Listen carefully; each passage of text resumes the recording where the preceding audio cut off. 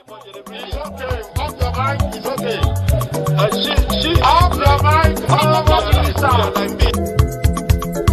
Chai! Now wow, people wey suppose talk truth to power don't off mic. And if we talk, now 500,000 they go summer us, call them hate speech. But fear not, Maiyegun don't come. Him go torchlight every corner, nooks and cranny of all these bad people where they spoil our country.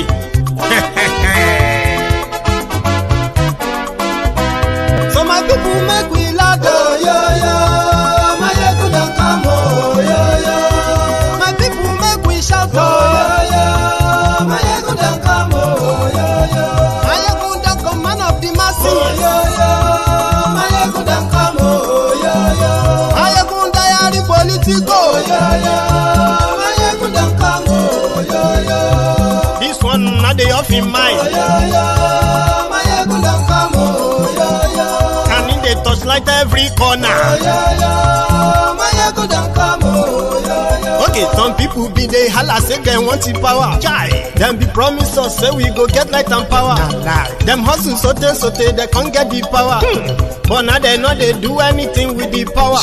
Every day, dollar just they get the higher power over naira. See them talk say make we off mind, but thank God say Maiyegun don't come. So my people make you laugh, oh yo yo.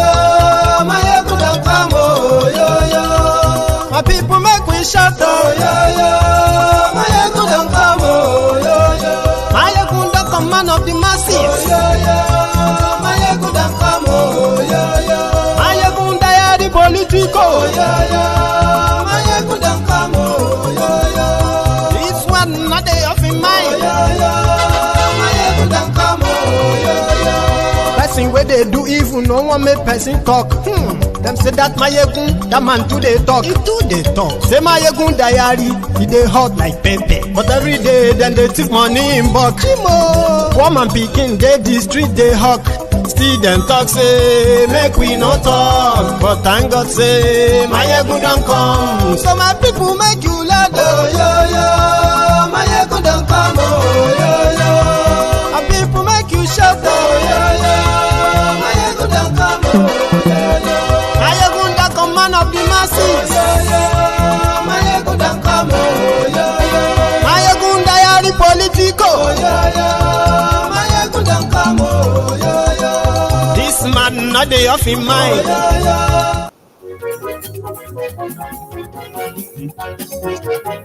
Hello there.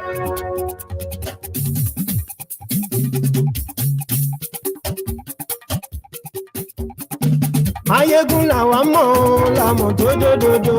Maiyegun diary, Maiyegun number one.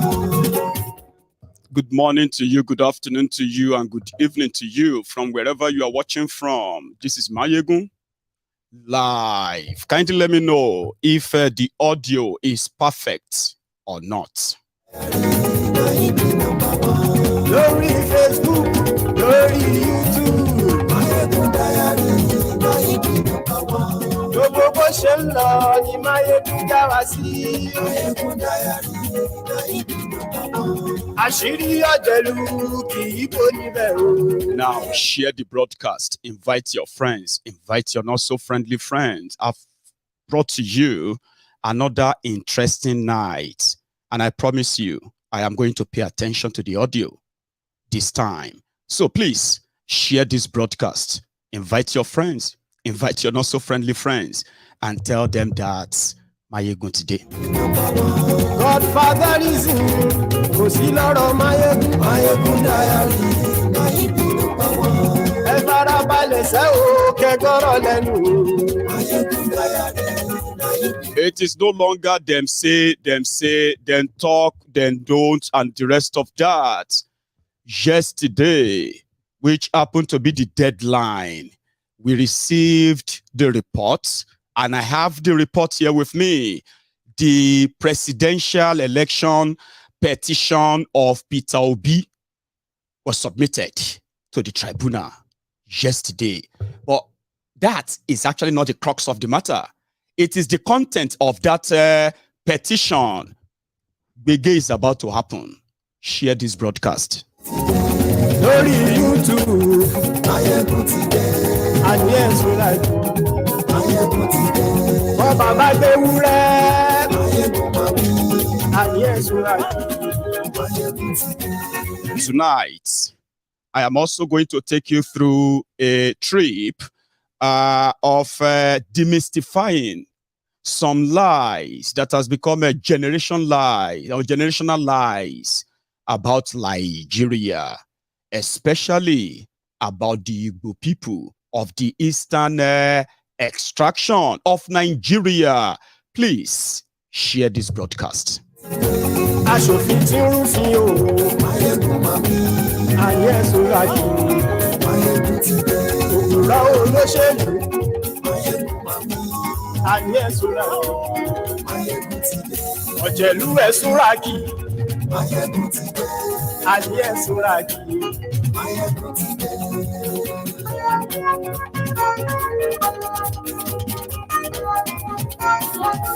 Maiyegun ti dé. Thank you so much for joining me tonight.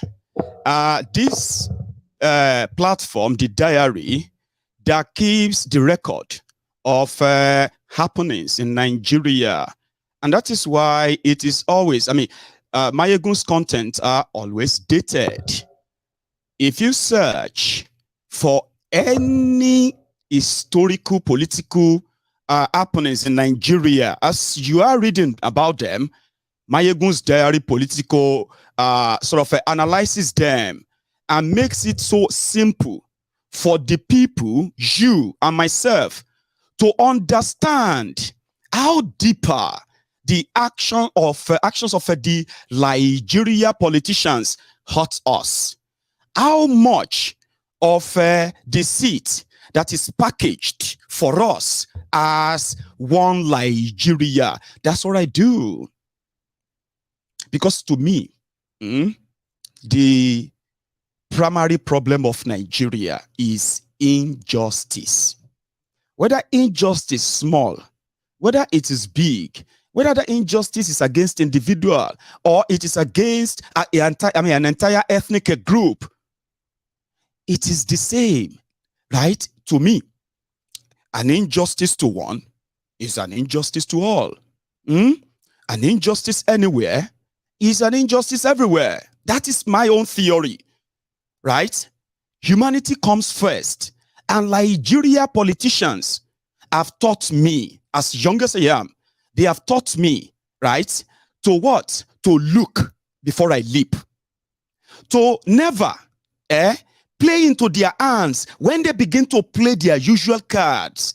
Religion, tribe, ethnic, class, and so many other useless divisive tactics that they've been using.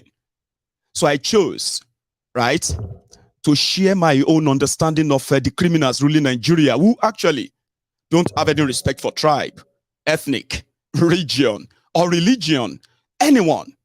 All they care about is themselves. That is why in their caucus, in their level, they don't treat themselves as Igbo, Yoruba, Hausa, this or that. No. But they will continue to remind you that you must uphold that, right? So that to keep you divided.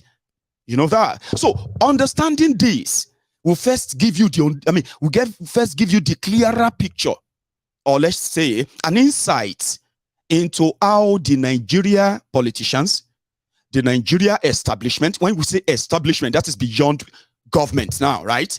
It includes all the elites. It includes all the religious houses, all of them working in cahoots to ensure that whatever is the agenda of the establishment in all over you, control, right, is adhered to 100%. So when you begin to understand this, you are likely going to disagree like myself. A lot of people disagree. Some takes it to the extreme. They've disconnected themselves with Nigeria totally. And it's like the number is increasing every day. Who are those making that happen? The criminal politicians in Nigeria. So if you join MaiyegunsDiary Politico on this platform, okay, we do more than talk about what is going on in Nigeria. we delve into helping those we considered as vulnerable among the victims of the bad leadership in Nigeria, especially in Yoruba land. On this platform, I'll show you something. This is for those of you who are just joining, okay? On this platform, right? Not only just taking the criminals in Nigeria to task and breaking the chain of division, which is their own ultimate power. They've had it all over us many times. When they started the propaganda of Igbo, go back, Igbo should go back, this or that, right? And everything that follow on this platform, you see Igbo, Yoruba, Hausa, Ijaw, Shekiri, Fula, everyone here. In a way, they were like kind of prepared mentally. And that is why some of you just joined MaiyegunsDiary Politico. You might meet some people here, the way they react to what is going on in Nigeria, to the way you are reacting. It's not because they are insensitive. It is because they have somehow over the years, they have been mentally prepared by understanding everything about these criminals without having to believe anything that comes out of their mouth. So this is a mixture now, especially for those of you who just joined us, okay? So talking about taking it beyond, talking about the problems, also going out there to help, right? Take a look at this. People on this platform made this happen for young children, for children, school children in Yoruba land, right? Who are among the most affected by the impoverishment of the people of Nigeria. They don't talk much about them. When their parents become poor, the children suffers more. Their education suffers more. Their nutrition suffers more, right? Including their safety. They become vulnerable to those who can take advantage of them, including sexually assault and harass them. Nobody talks much about them. But guess what? This is where the breeding ground for the Agberos you are witnessing in Yoruba today. This is the breeding ground. It's never been this bad. But Agberoism in Yoruba land today is becoming a thing of pride to young people who have been denied proper education. So this platform didn't just talk about that. We went all out to reach out to over 10,000 school children across Yoruba land. Give them support educationally, including paying their school fees, uniform, sandals, just to be there to understand how bad Nigeria has happened to us as a people. And if there's any reason to say Yoruba should ronu, I think this should be your reason to ronu. And the people who actually did this to us, they are the people who are telling us to be so scared of non-Yorubas, especially Igbos. Look at our children. But like I said, concerned Yorubas and non-Yorubas on MaiyegunsDiary Politico. That's how good we are here. Yorubas, non-Yorubas. I can tell you this because I have all the data. Yorubas and non-Yorubas they put together millions of naira to help the victims of bad governance in Yoruba land. So if you're asking us what right do we have to want this old hegemony, this old establishment to crumble and get destroyed? Well, this is one of the reasons.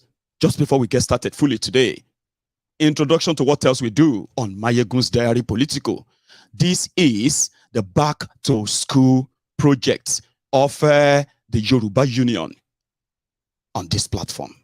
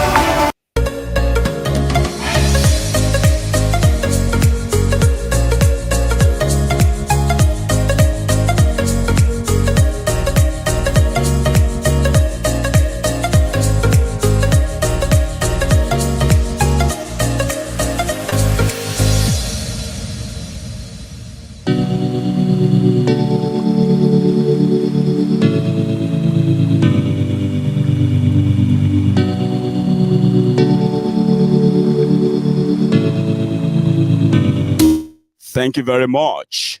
I will show you more of this. In fact, we will talk more about this, more on this in the coming days. However, let's get down to the business of today.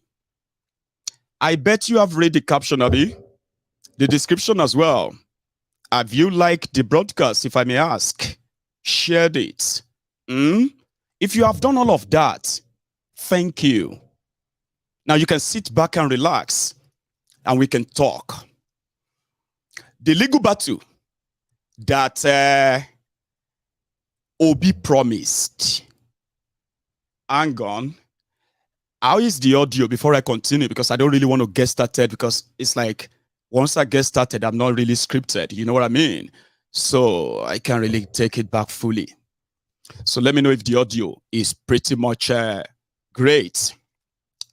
So, beautiful. The caption says that Obi has approached the court as he was told to. And he is requesting for 5 prayers from the court. Among the prayers are that Tinubu, number 1, violated the electoral law by presenting forged educational certificates. So he will need to prove that. The Chicago University that he said he went, Aroloya Grammar School that he said he went. So now they couldn't find the Aroloya because the school doesn't exist. But Chicago University exists. Okay? But there is something from that. The Bola Tinubu that is registered with as a student at the Chicago University was a girl, not a boy.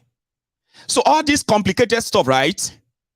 The Chicago University has accepted, according to OBO, they've accepted to be a witness to say Kolu didn't come to their school. No.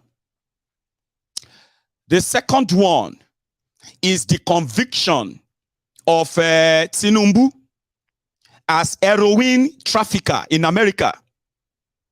Now, you know, this has been making news here and there. Great. It's nothing. Nigeria, DSS, Nigeria Security, and the Nigerian court couldn't stop him. So who's going to stop him now? Maybe nobody, Abi.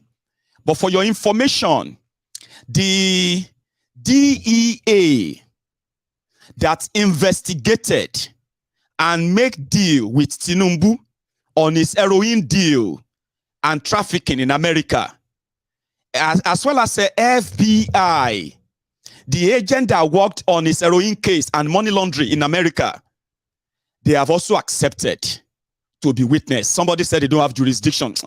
But don't worry. It doesn't matter. Don't worry. You will know whether witnesses can be called, subpoenaed, locally or internationally. You're about to find out.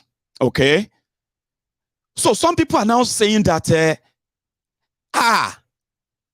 be like say Obi won't make, bringing America into it, the heroin deal in America and the rest of that, simply means international media will be interested in what is going on or what is being revealed in your court.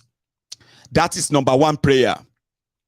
Number 2 prayer is that of the shitty man, Boko Haram sympathizer. There is more about his own record too. So they want both of them disqualified. Number 1 prayer.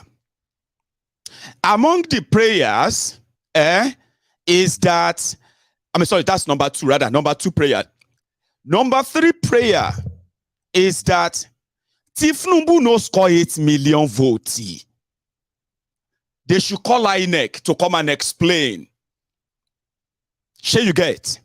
Which would then have to force INEC to present evidence of 8.7 million they announced for Kolu. Obi said they have their own results. Despite all of the violence and all of, they have their results. That if the court will compare both, they should declare him the winner. Do you get that? That they should declare him the winner of the candidate that scored the majority of the valid votes. He now said, considering 1 and 2, Tinubu's questionable education, his drug dealing background, both of them that violate your electoral acts in Nigeria, should get both of them disqualified. And if he, as the winner, is seen not to have scored enough satisfactory votes according to the courts, then they should cancel the entire election and order for a new election where Tinubu and the shitty man, they will never be part of that election. These are the demands. You want me to show you? Take a look. Right? This is Peter Obi's election petition. If you want the link, I'm going to do something, right? You can take your time to read it.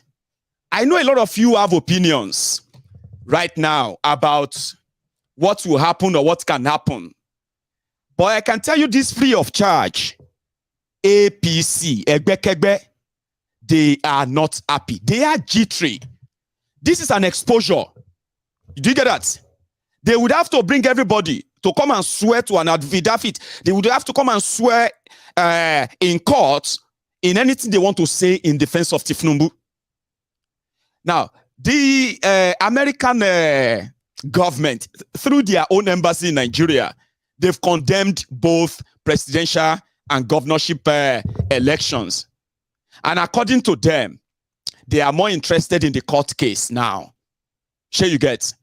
And why that is going on, everyone that participated in the violence, the rigging and the rest, you know, they talk about Nigeria as if to say they love Nigeria. Their families don't live in Nigeria. Sure you get? Every little opportunity they get, they move their families out of Nigeria so that they can come back there as a graveyard where they come to like vultures to look for the carcass of dead bodies, like your dead bodies. Then once they have what they want to get, they take them out, they go out there to go and refresh, and they come back again as scavengers as they are. Sure you get? So when they begin to have problems, visiting their loot, especially their families. Now this will begin to have its own effect on them, not because they will change. It's not because you want them to change. Sure you get now. It is because they have to feel or have a taste of their own poison. So what this means is that this is different. Town hall is different. You know that? Now, petition, presidential petition is different from Bulaba and Balabulu. Because the first response of APC, Egbekegbe, mind you, this is unofficial. It's not confirmed, right? There is a rumor that Tinubu is not well as we speak. Not well means that with an excuse of the campaign is taking a toll on him. So they want him to have bed rest. Taking him abroad is going to raise a huge suspicion. Sure you get? And it's also going to open window for different, suspicion and all that. Sure you get? So they don't want to take him abroad yet. Now, Obi don't launch court case. They have recommended bed rest for Kolu. Sure you get now. So the same way they were popping him up left, right, and center for the past 8 months or so, so they might be bringing him out once in a while, like, like a deity. Now, Obi stated, I don't want to be reading all of this. I've shared the, let me see if I've shared the link. So please, I'll share the link in the comments. Save the link and you can read it. You can read the whole petition later. But this is the full copy. Everything stated. Sure you get. According to INEC, the obedient were able to win in 12 states and FCT, making it a 13.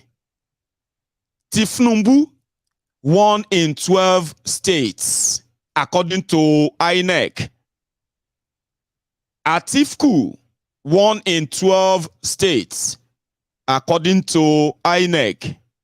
So INEC itself is on trial for violating its own law, the law that they used in defrauding Nigerians and the rest of the world, that they were going to conduct an election.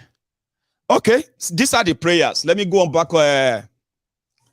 I've shared the link. If you are watching on, if you are watching on YouTube or Facebook, just check the comment. Okay, I have shared the link, and I will try to reshare it again for those who are watching live and asking.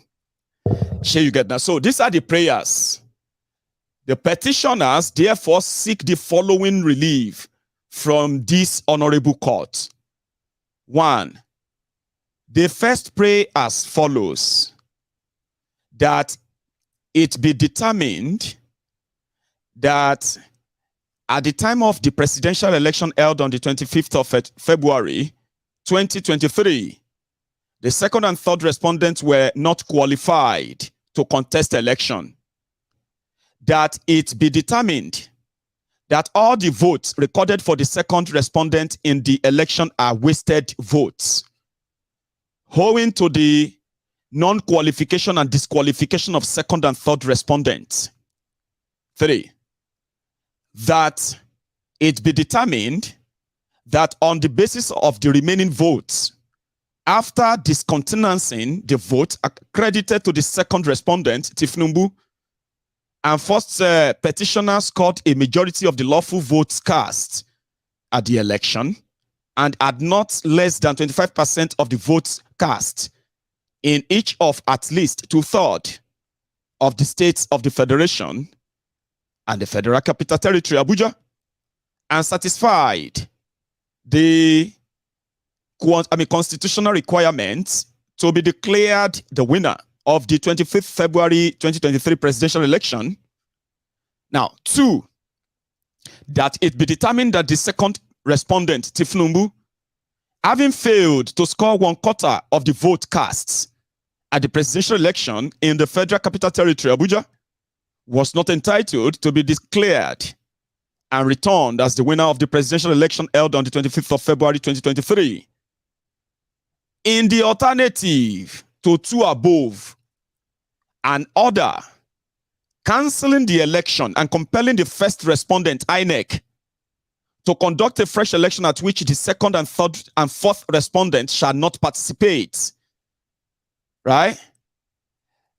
Then in the alternative to 1, 2, and 3 above, that it may be determined that the second respondent, Tinubu, was not duly elected by a majority of lawful votes cast in the election for the office of the President of the Federal Republic of Nigeria held on 25th February 2023, and therefore the declaration and return of the second respondent, Tinubu, as the winner of the presidential election are unlawful, unconstitutional, and of no effect whatsoever.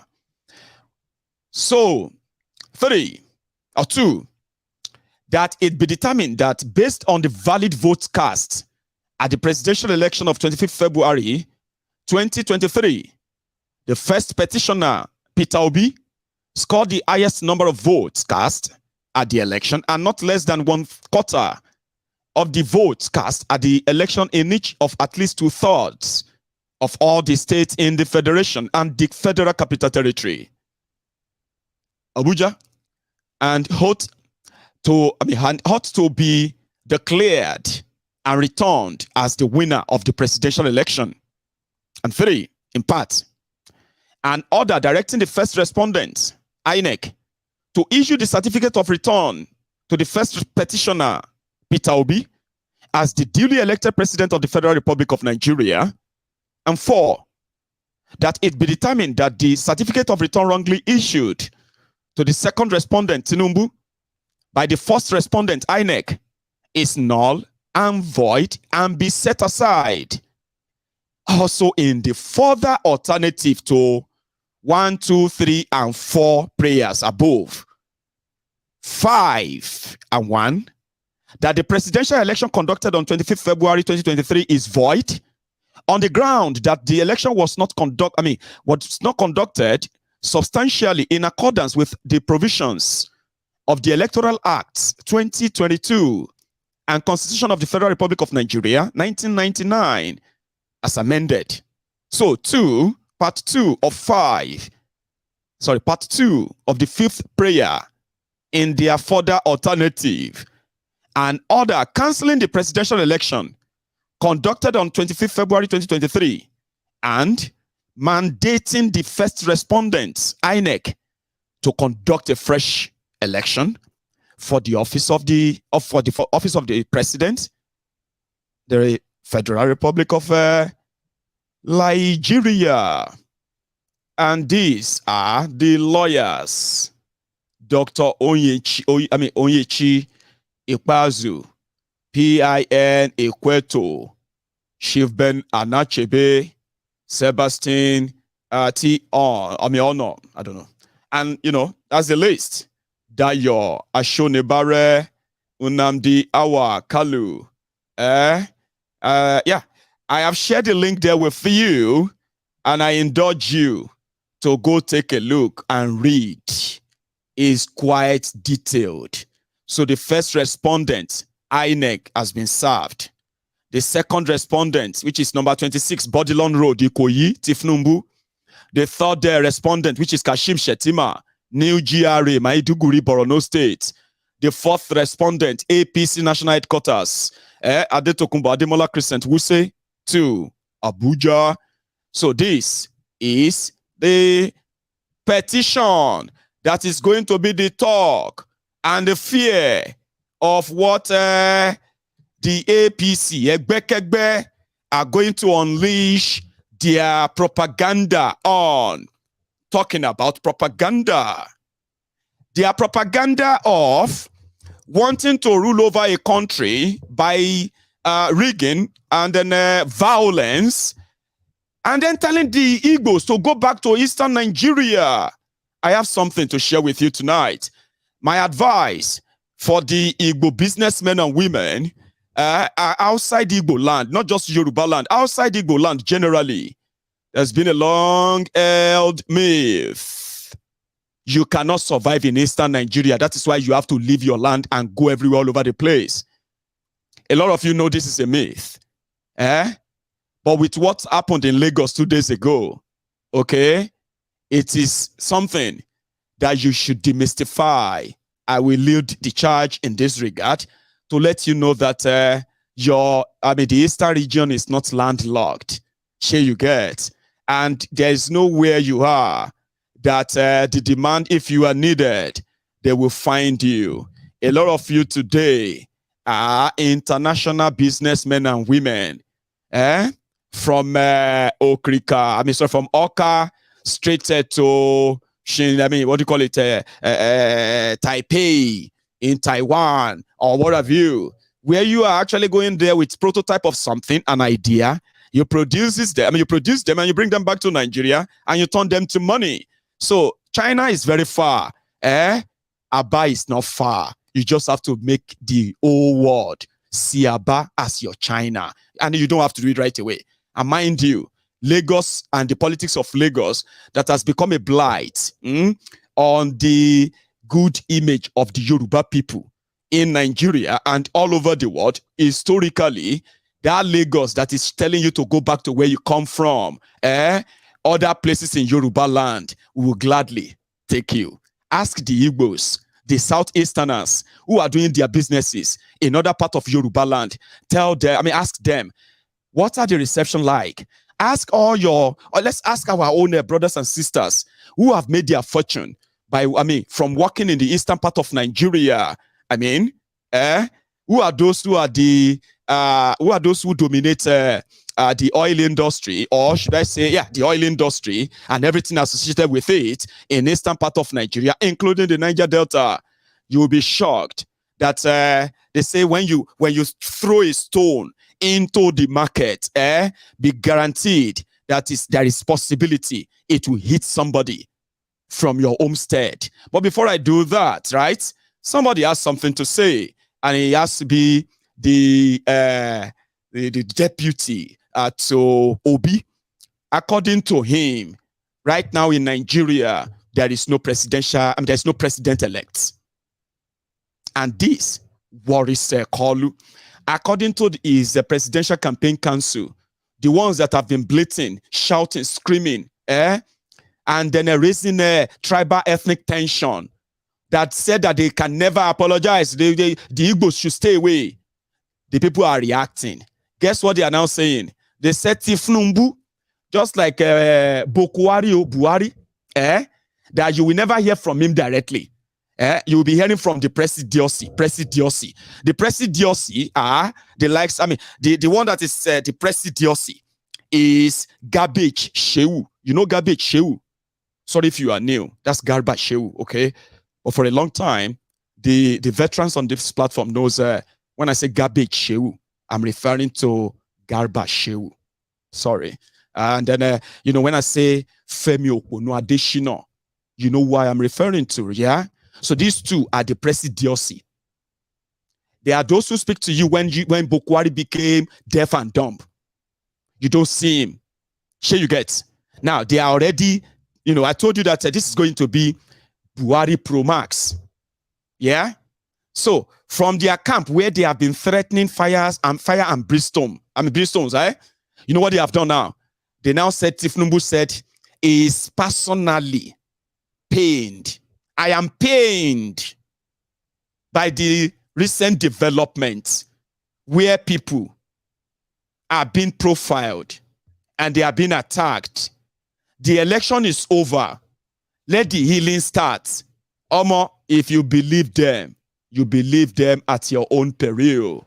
These guys are evil, dark-minded, and they are dark dots, on our supposed silver line in a cloud. I will let this guy explain to you their present state on the Obi's legal case. Let's start with that. And the credit for this video goes straight to the Arise News. We are just using a fraction from what the interview we had with them.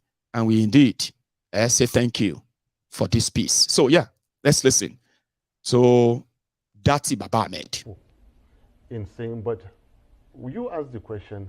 Some gentleman forfeited $460,000 in order not to go to prison. And now is a president-elect somewhere having assaulted the Constitution.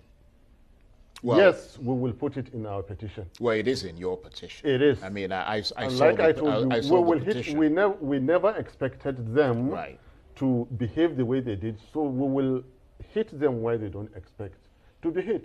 What if you go all the way to the Supreme Court and your case is thrown out? What then? We are mortal beings. We are ordinary citizens. We never claim to be high and mighty. It has happened before. We just take it. Remember, Nigerians contested through Peter Obi and me. It is not Peter Obi and me contesting, it is Nigerians. So, Nigerians' obedience, we did our best. They are more powerful than us. Nigeria is a speck of dust. The whole world is a speck of dust. Nigeria is a stain on that speck of dust in Almighty God's creations. God will do with Nigeria what he feels like. Put it in the hand of drug lords, put it in the hand of murderers, put it in the hand of businessmen, educationists. God Almighty will decide that. So I am not bothered. Let Supreme Court decide. What I'll continue to do is to come back to tell you that the incoming government of Alhaji Tinubu and Malam Shetima, from our own mortal understanding of Section 134, is going to be an unconstitutional government. Swearing in that government is as good as swearing in the Nigerian army. I'm not a careless talker. Before I came here, I did my research, I did my homework, I did my prayers. And I know what I'm saying, I repeat. Swearing in Alhaji Tinubu and Malam Shetima is as good as swearing in another, because they are both unconstitutional. You have assaulted, you have violated Section 134. It was not in the place of Professor Yakubu, 4 a.m. to go and declare and interpret what clearly the Constitution, which is not a puzzle, right? Well, what a about working document? Right. I keep saying that. What about the process of this election? Because that's something that's contained in your petition as well. The Electoral Commission, INEC, has acknowledged that there were major technical hitches which affected the upload of the election results on its server, but they're not admitting to guilt or wrongdoing. That's just technical hitches. I mean, how are you approaching that? I told you we do share responsibilities. And we are leaving what you're asking me to those who are exceptionally versed. Right. The lawyers, basically. The lawyers. And I am taking, for example, this angle of constitutionality. And at this point, maybe I should let you know that something called the Constitutional Crisis Resolution Group may soon come up with a simple, noble, principal objective of preventing the coming into effect of an unconstitutional government in Nigeria. Do you understand? We separate responsibilities. Yes, but of course, it doesn't matter whatever constitutional group does. I mean, it's up to the courts now to make a decision. When you finish listening to what this group will do, then you will understand that everything rests on the courts. Right. Because everything rests on the Constitution. We're saying the same thing.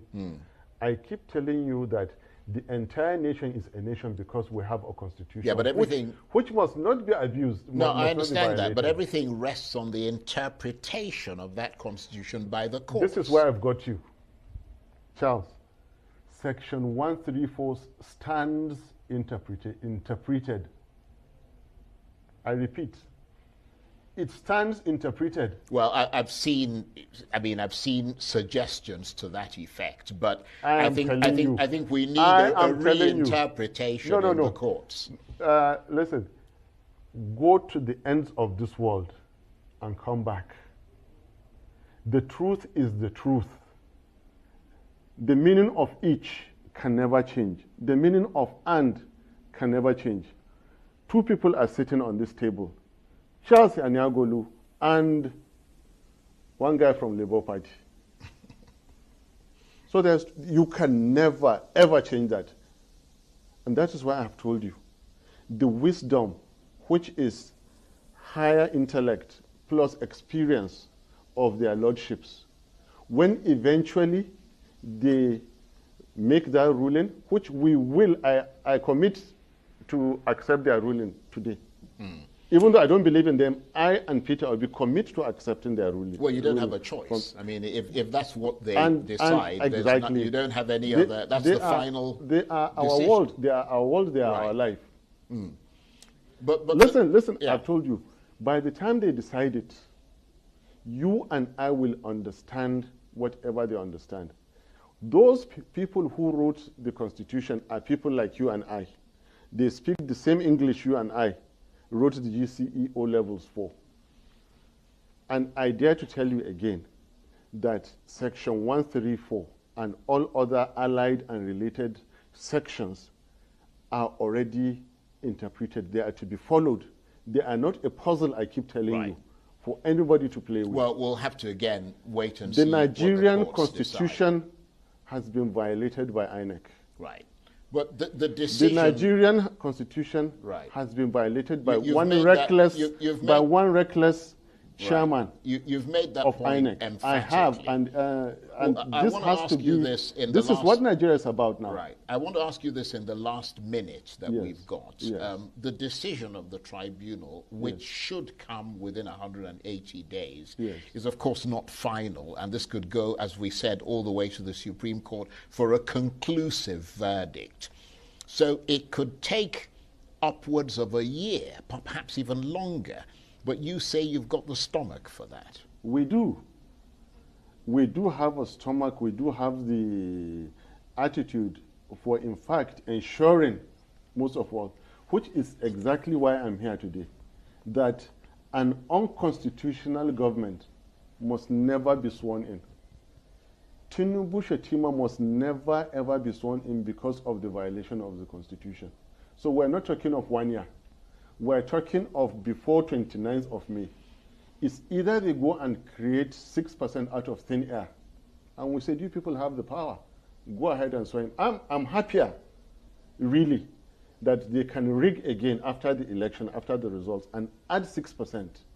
Really, I'm happier than for them to go and swear in this president who, by clear definition, clear interpretation, whatever you call it, go and come back, section 134 has been breached. Nigerian constitution has...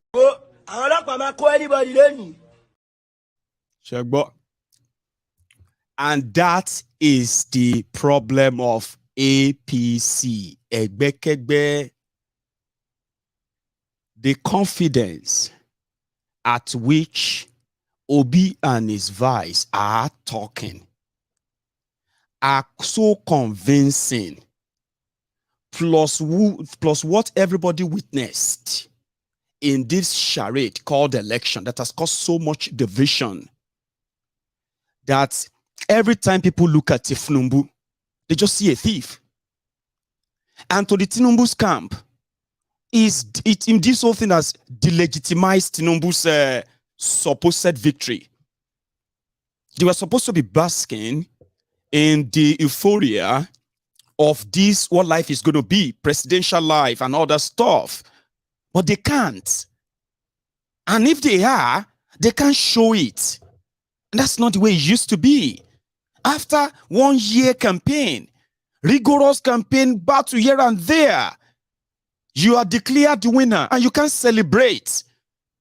Simply because these guys they continue to convince the people that they didn't win. And people are seeing them as thieves. They are calling the international communities not to recognize them as a legitimate government. That is huge. It's huge. More than say, they win with the go court. The European Union had this to say. Again, the credit for this video, this clip, goes to the Arise News. Please. Thank you. Our preliminary statement concluded that there had been a lot of obstruction of the will of the people in the governorship and state assembly elections that took place on Saturday. Nevertheless, we also were able to record on a more positive note that civil society organizations have really been working hard to try to defend democratic standards here in Nigeria, and I think some credit is due there. I think the two things that I take away particularly is on the security front, it was extremely negative on Saturday, and it clearly discouraged some people from exercising their democratic right to make a choice, disenfranchise them.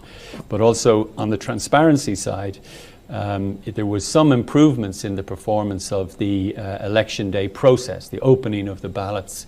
The polling units were on time for most of the time, and also the uploading of results onto the results viewing platform was done in real time as had been promised.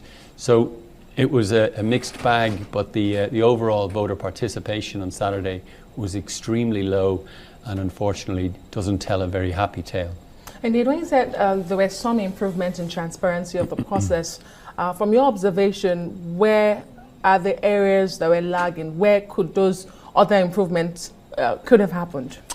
Yeah, well, I think most of the problems occurred during the presidential election, where polling units opened very late, where distribution of sensitive election material took place in a fairly haphazard way, where the uploading of results onto iRev were very tardy, and as late as 10 p.m. on that day there were still no results uploaded, And as we all were led to believe, this would be a great game changer where real-time information would be available, and that wasn't the case.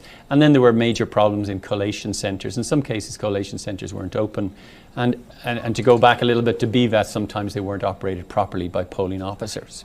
So they were the main issues around transparency. And clearly, because that didn't operate very well on the 25th of February, it discouraged a lot of people from voting because they came to the conclusion that their vote didn't matter.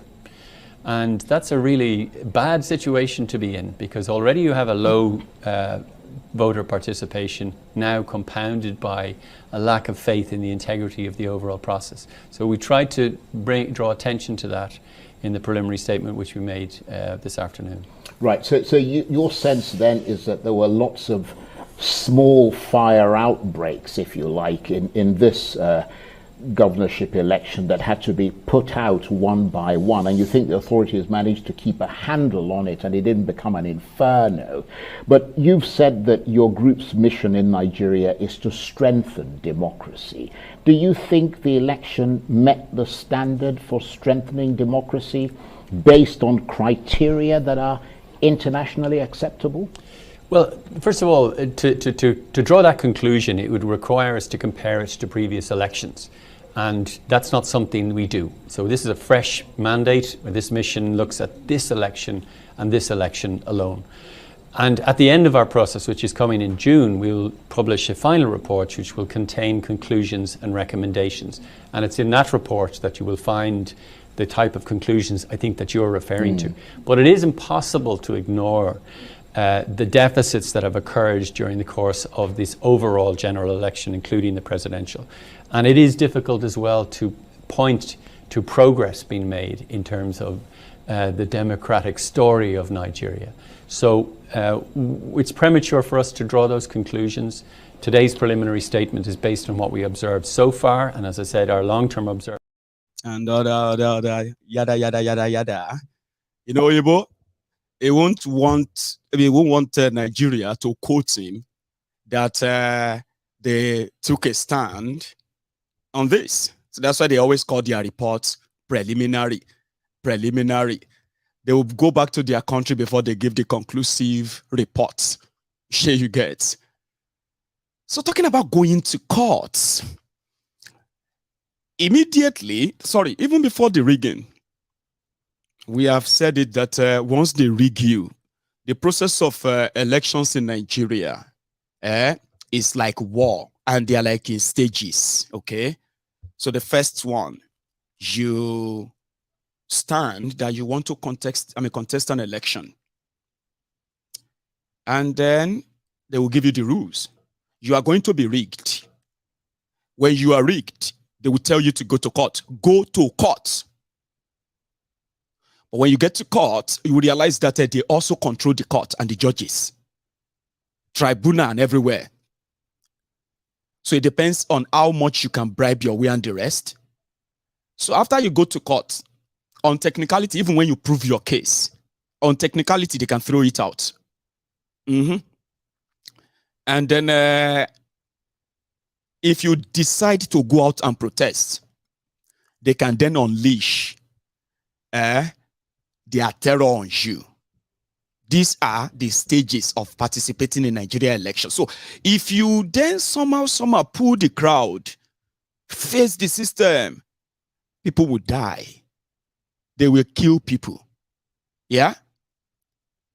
And they will do everything to still make sure that it doesn't happen. But if you have to tell a story of facing them and then defeating them in any of their political whatever, it's always a very sad tale to tell for people who dare them. That is Nigeria politics. But you see this Obi, he faced them. He changed the electoral calendar and cycle in Nigeria. The reason why you have a different electoral cycle, election cycles in Nigeria today, where some states are having different dates for their own governorship election. Now this Peter Obi. And he did so when the Uba brothers who were controlling Anambra at the time, thugs and all that, with the federal power. Obi, a trader, said he wanted to be governor. They were laughing at him. It was rigged out. They were laughing at him. Ngige, that inherited or benefited from that rigging then, he was governor after maybe about 6 months. They kidnapped him, the Uba brothers, just to tell you how powerful those criminals were. Andy and Chris. This trader Obi faced them, and when he finally defeated them, crushed them, and all of that, he changed the electoral calendar of Nigeria. Usually, all states in Nigeria, they do election the same time, governorship election, presidential election. It was this Obi that changed the whole thing. Opened the way, and others benefited. Others like Adams Oshiomhole of Edo. People like Kayode Fayemi, the likes of Aregbemugu Baba Kabiru of Oshun, who benefited from that. So maybe this is going to be your first time of seeing presidential election upturned, and you'll be like, so that is why APC unleash or about to unleash the second or third stage of their propaganda. Igbos go back home. Igbos this, Igbos that. It's going to be what I'm going to say next. We're talking about courts. Pastor Ruga once said how Tinubu encouraged them to follow the footstep of Peter Obi, to go and reclaim all of their stolen mandates in the states that PDP robbed them. This one is way back, but this is a reminder, a flashback. Please listen. In 2007, when our party, then the ACA, was rigged out of elections in Oshun, in Ekiti, in Ondo, and in Edo State, I was asked, he invited me to his residence, as Ashiwaju invited me to his residence at Bodilon. And he said to me, the only way by which we can possibly reclaim the states that have been taken away from us by this rigging is going through the courts. And he said to me that the only way is by proving that there was multiple voting. In other words, proving that a few people simply thumbprinted ballot papers, dumped the ballot papers into ballot boxes, and they were counted in favor of the opposition, then of course the PDP. He then said to me that the only way we can do this is by somehow, he says, I don't know how you are going to do it, but somehow proving by forensic evidence that this is exactly what happened. I said to him, I said, Ashiwaju, look, nobody has ever proved an electoral case, an electoral petition by forensic evidence. There's just no history of it. He said, and I said, what is even more? We have over a million ballot papers. If we consider all of the ballot papers in each of these states, there are over a million. In fact, at the time, there were about 1.3 million ballot papers, putting together all the states. And how can we prove multiple voting? He said, you know, I've told you what my own view is. You just go and look for a way of sorting this out. So I went to the UK and met with possibly the most experienced fingerprint expert in the entire United Kingdom, a gentleman called Adrian Forty, introduced to me by some of the QCs who I'd worked with in the UK. But we discovered that our friends in that other political party were able to cast their votes in 5 seconds, because all they were doing was simply thumbprinting. They just simply take out a booklet and thumbprint as many as possible. So we were able to demonstrate all of that in court. Cut a long story short, one by one, we were able to get back the states that had been taken away from us. What he didn't tell you was that they were able to also pay the judges more to give those states back to them. Where there is one judge, one single judge, that gave the judgment to all these ACN, new ACN, Egbewiri. Those ones who were given landed properties in Ikoyi, given landed properties in Aja, and some of them given money. You know that judge? They call him Adefarati. Yes, Adefarati. So when they decided to investigate all the judgment that returned the likes of Oshiomole, Aregbemugbo Baba Kabiru, Ifayewon of Ekiti, you know what I mean? They discovered that Tinubu has compromised him. When they were about to sack him, arrest him, it was then that APC, Egbekegbe, came to power. They just quickly eased him out and they retired him. Yes, I said it. Go and check.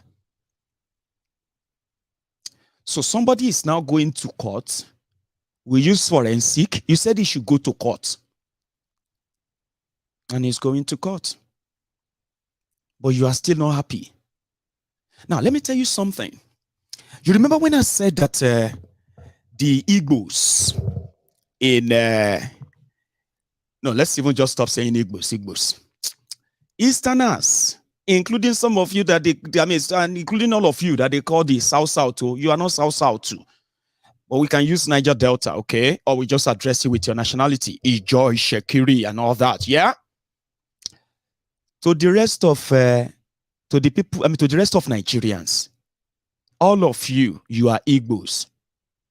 And the same fate awaits you in the hand of these dangerous people in Yoruba land and across Nigeria. Okay? So let's start from there. If you are from Delta, Rivers, Akwa Ibom, Cross River, Bayelsa, listen to me very well. Okay? I am not going to pretend that there is no existential,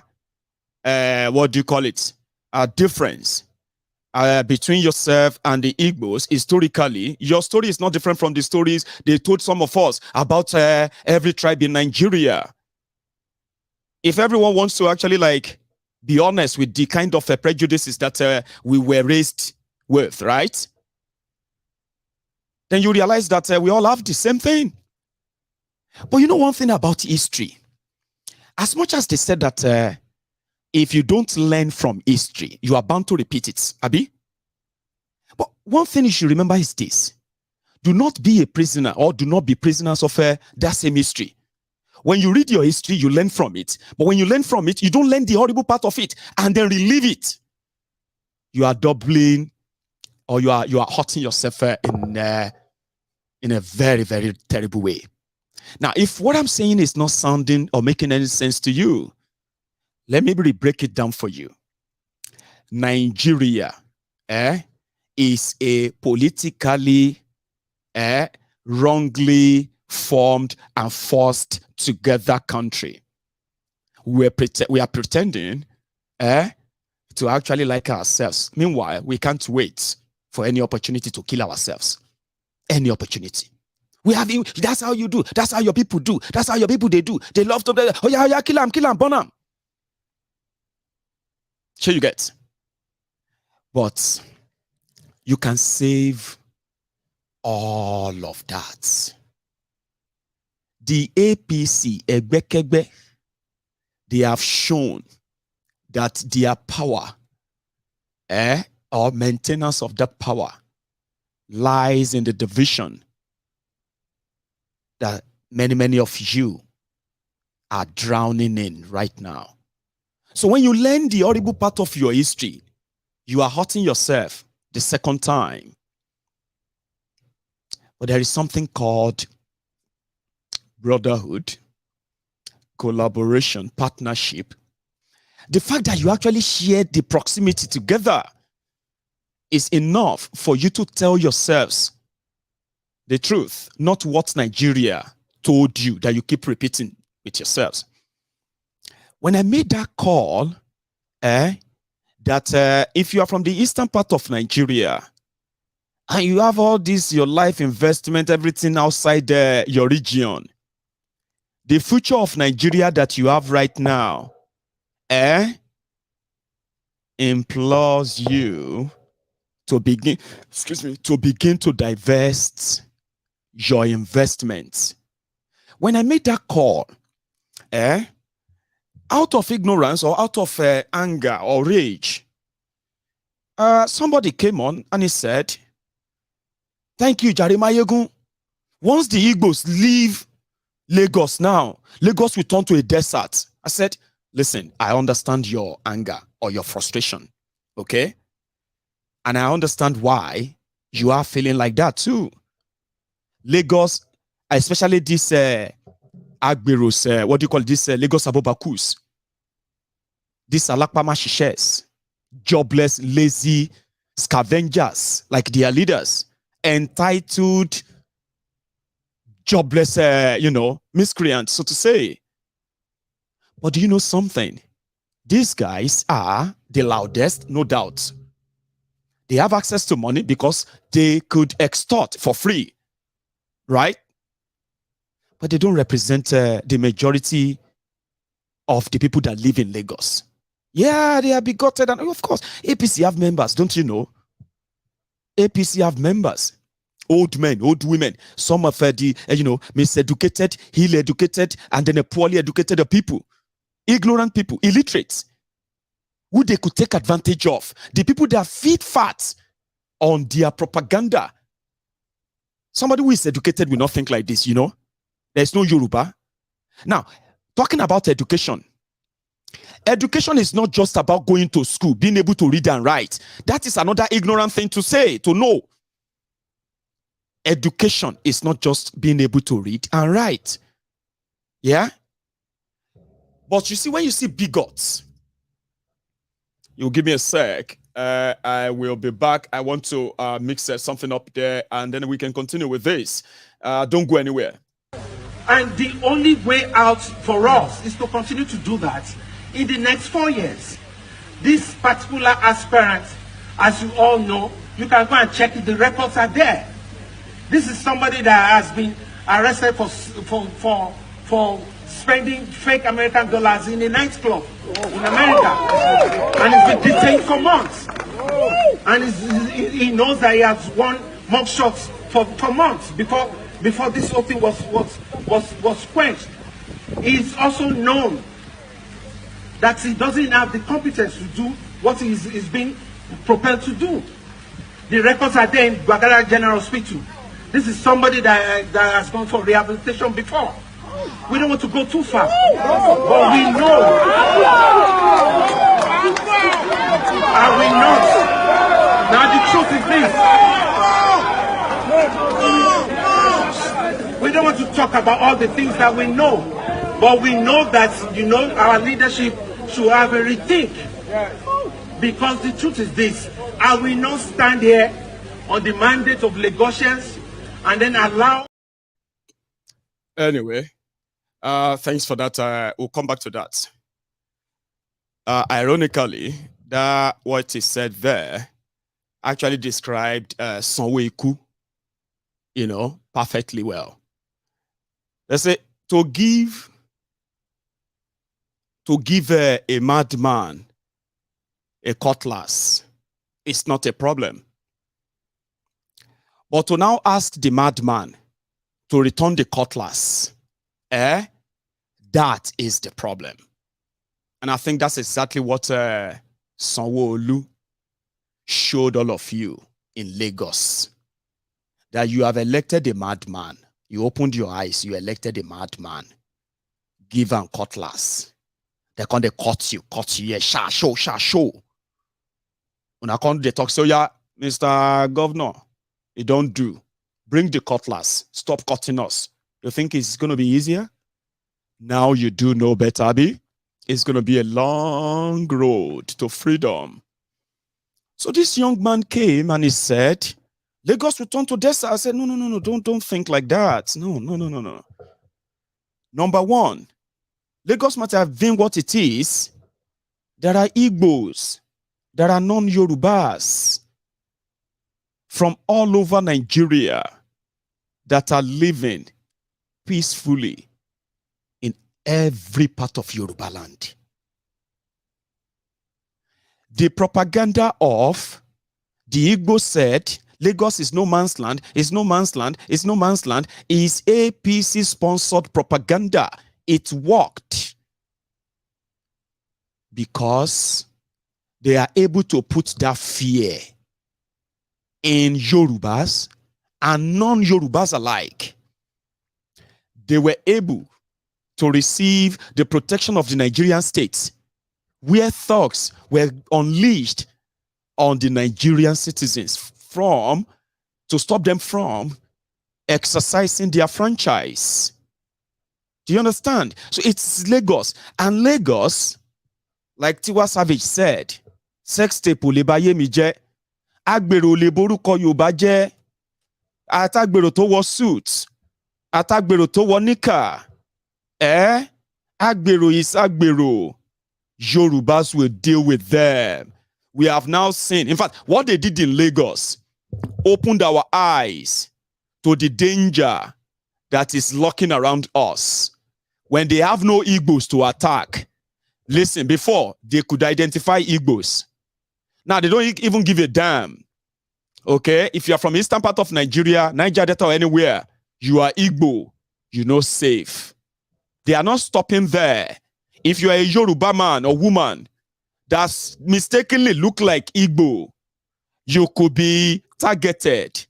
Now that Peter Obi has now decided to take their drug lord into international trial, everyday expose, Tinubu will be skeletoned.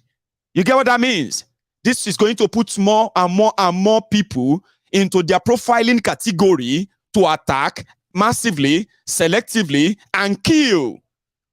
So, when they have no Igbos to attack, now the Yorubas, they will be attacking. You this Yoruba, you are Malay Yoruba. Why are you against Tinubu? Tinubu is our leader. You know what I mean? So all they need is just to give a reason to kill anybody. It doesn't matter whether Igbo, Hausa, Yoruba, it doesn't matter.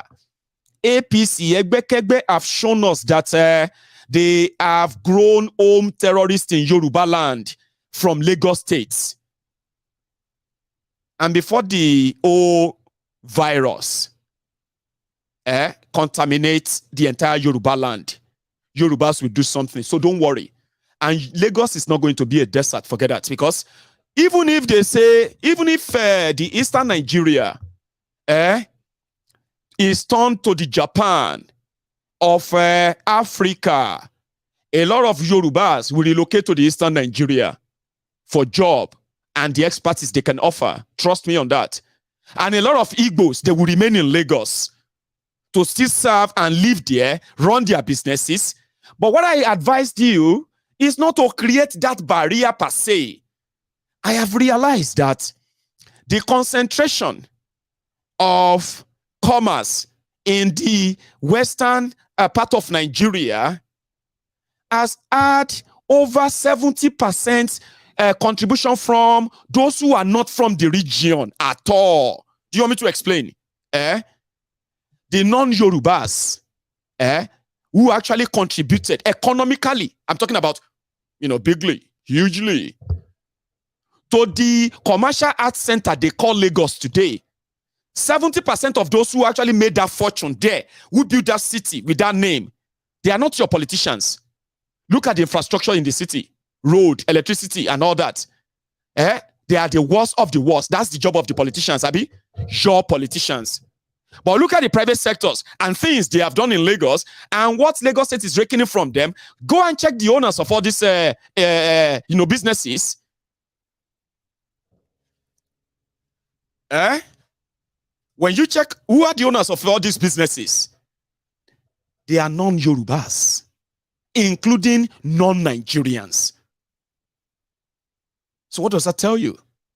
It simply means if they are not respected with that huge investment, they can divest. Sure you get? which means they don't concentrate 100% of their investment in a region that disrespect them so much. They can start building same back home, like in Oso or in Osin Moto, in Osin cars. An Igbo man from Anambra building the biggest car manufacturing plants in the entire Africa, but is not probably, the only person who have that capacity. There are Igbo billionaires everywhere. We read them, we see them. They have streets everywhere. You know what I mean? You need to begin to learn that. And if you don't want to go back to the east, Ogun State is not far from Lagos. Sure you get. And it's not far from the port. You can take our place. A lot of our people will be come to Ijebu. People will travel down to Ijebu to come and buy your stuff. If you think east is far, Ijebu youth, Ijebu community, they will get access. They will enjoy that economy you're going to create in that area. Then Ogun State government, of course, they will make their money from it, and you are never going to have to encounter. I say about Igbos are saying Yoruba land is no man's land. No, they didn't say that. No, they didn't. And they say the Igbos always say no, they didn't. Your propaganda is just to get the political criminals looting Lagos not to lose their feeding bottle. You should be courageous enough to say that. Igbos are not there putting gun on your head to take your land. You know that. A lot of you are coming out to confess now. Fine. But look at this. Look at this. You see this young man, that is the guy that tweeted that to punish the Igbos because one of them decided that he wanted to be president of Nigeria. How dare he? So they want Nigeria to stop food production, supply of food to the eastern Nigeria. What an insult. What an insult. That they should do something to them like Gowon did. This is somebody making the mockery of over 5 million Biafrans, the Igbos, children and the women that Nigeria slaughtered. He's making a mockery of that because in Nigeria, the history of that horrible genocide was downplayed. The murderers, the genocidists who killed the millionaires in Igbo land to keep them as part of Nigeria, they never stood any trial. Rather, they got rewarded. Their names are on different monumental buildings in Nigeria. Muritala Muhammad International Airport. That's a man that carried out a genocide on innocent people. They were waving white flag because they heard that there is ceasefire and the war has ended. To welcome the Nigerian army in Asaba, women, children, waving white flags. Muritala got there and he ordered his troop to kill all of them and enter the village and kill all of them. Really? And Muritala is the picture of the man on their 20 naira notes is honored. His name is on the airport in Nigeria. Nigeria's busiest airport is named after a genocidist, a murderer. So why won't somebody joke about it? Why won't somebody just sit and say, for Igbos to have tried to take the bottle of our people in Lagos, we must kill them again by starving them? Why won't they joke about it? So as a Yoruba man, right, let me tell you, we have started reporting those ones that we can identify in the UK, okay? All you have to do is to go on Google. If you are living in the UK, okay, go on Google. Go to the Home Office website. Search for Home Office. So when you get onto their website, then there is a section there. There is a section there that you can report online terrorism. Sure you get online terrorism, incitement, or inciting a tribal war in Nigeria. You can pick that. Then you see those people who are abroad, who are posting the Igbos must this, the Igbos must that, blah, blah, blah, blah. Just screenshot or copy the link of their Facebook. Copy the link of their Twitter. If they have a video uploaded, copy the link of that video on any platform. go and attach them to your petition on the Home Office website, okay? They will contact them. Just do that. Don't worry about the rest. If you are living in the UK. If you are living in Canada, do the same thing. Go on Google, search for the Home Office of Canada. In America, do the same thing. It's so easy. So we are hunting them down. They will not be living in peace abroad, okay? And because of the criminals that are destroying Nigeria, dividing Nigeria, they will then be adding fuel so that innocent people can be hunted down simply because of where they come from when they have done nothing. So we are doing that right now. Please, go and do that. It's so free. It's free. You can even do it as you are watching this video. Go on Google, even if you don't know the website. Just go on Google. Search for Home Office UK. It will bring the official website. Okay? So once you go there, any of them you see on social media, anybody, if they are living in the UK, just do what I said. Right? Now, telling you to return and divest back is a two-way thing. That doesn't mean that there will be no Igbo in Yoruba land. So, bury the thought. We are Yoruba people. We are accommodating. You see these jobless, lazy, political Oceans, including the bigoted lunatics that are listening to them and sharing the nonsense they are sharing. There is a myth that you need to demystify.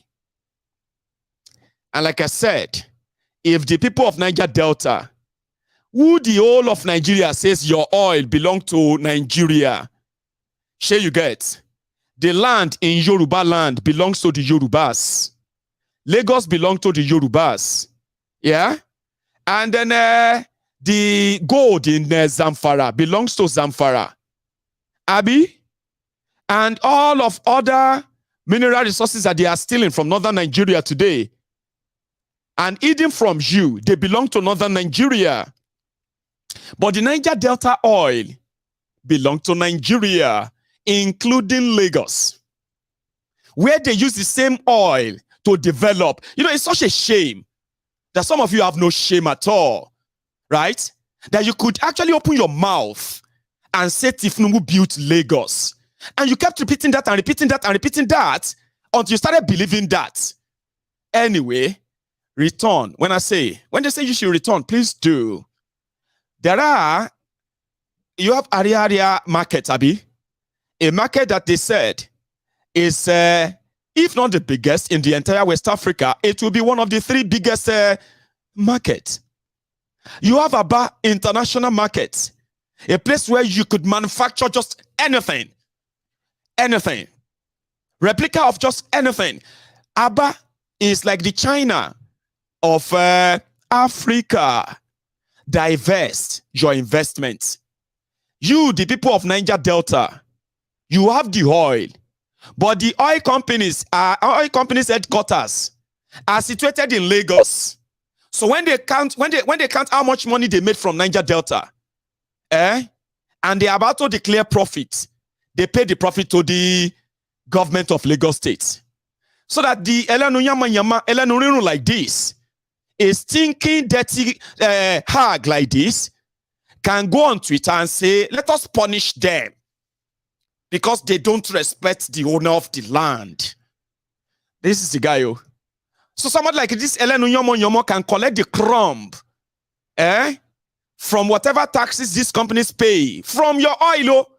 So if you have anybody you want to be angry with, I think it should be with yourselves for believing that the Igbos are your real enemies until now that the Lagos people are saying, this Lagos Agbero rather are saying, you are Igbo.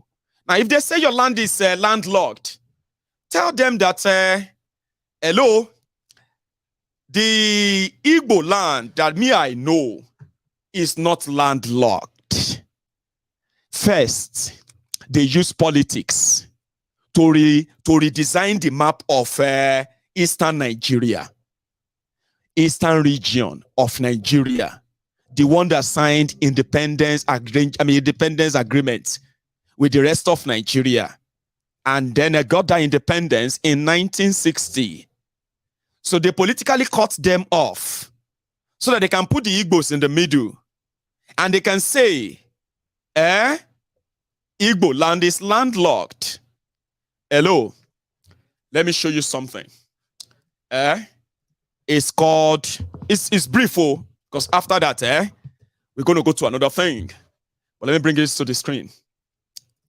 Igbo land is landlocked, a political statement to further deny the people of Eastern region the development they truly need, the one that can stop the internal migration that has created internal bad blood.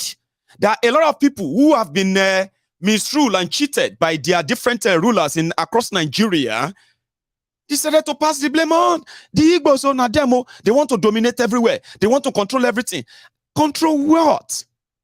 Okay, let them go. No, if they go, they will suffer. Because Igbo land is landlocked. First, if you check the Google Earth, like I am doing right now, you can do it too, okay? If you go on Google, you go on there. Let's search for Onitsha.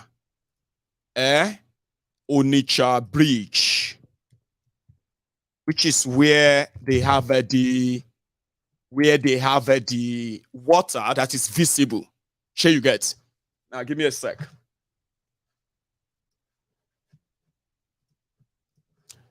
Just a moment. Right.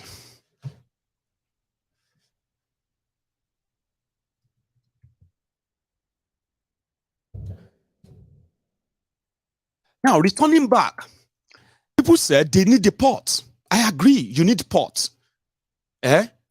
And with solid, should I say, with the real political will, having the will, the determination that we want to do this, a kind of character or trait that is known with the Igbos worldwide. The trait, the feeling, the capacity to say, yeah, we can do this. Simply mean once you start, you will build your own seaport that is so close enough to improve the economy. Not just that of the eastern part of the Igbos and then other, right? It will be the economy and the life of the people of the eastern part of Nigeria, the Niger Delta, and every part of that area. It is possible, it is doable, Abi. Now, I'm going to go check, I'm going to make my search now. Let's go back on it. Right. Oh, duh.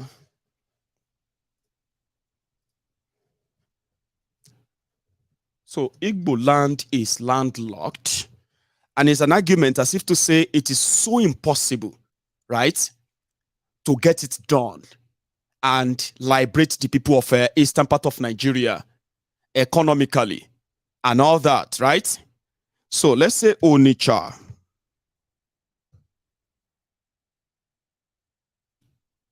Now let's take a moment.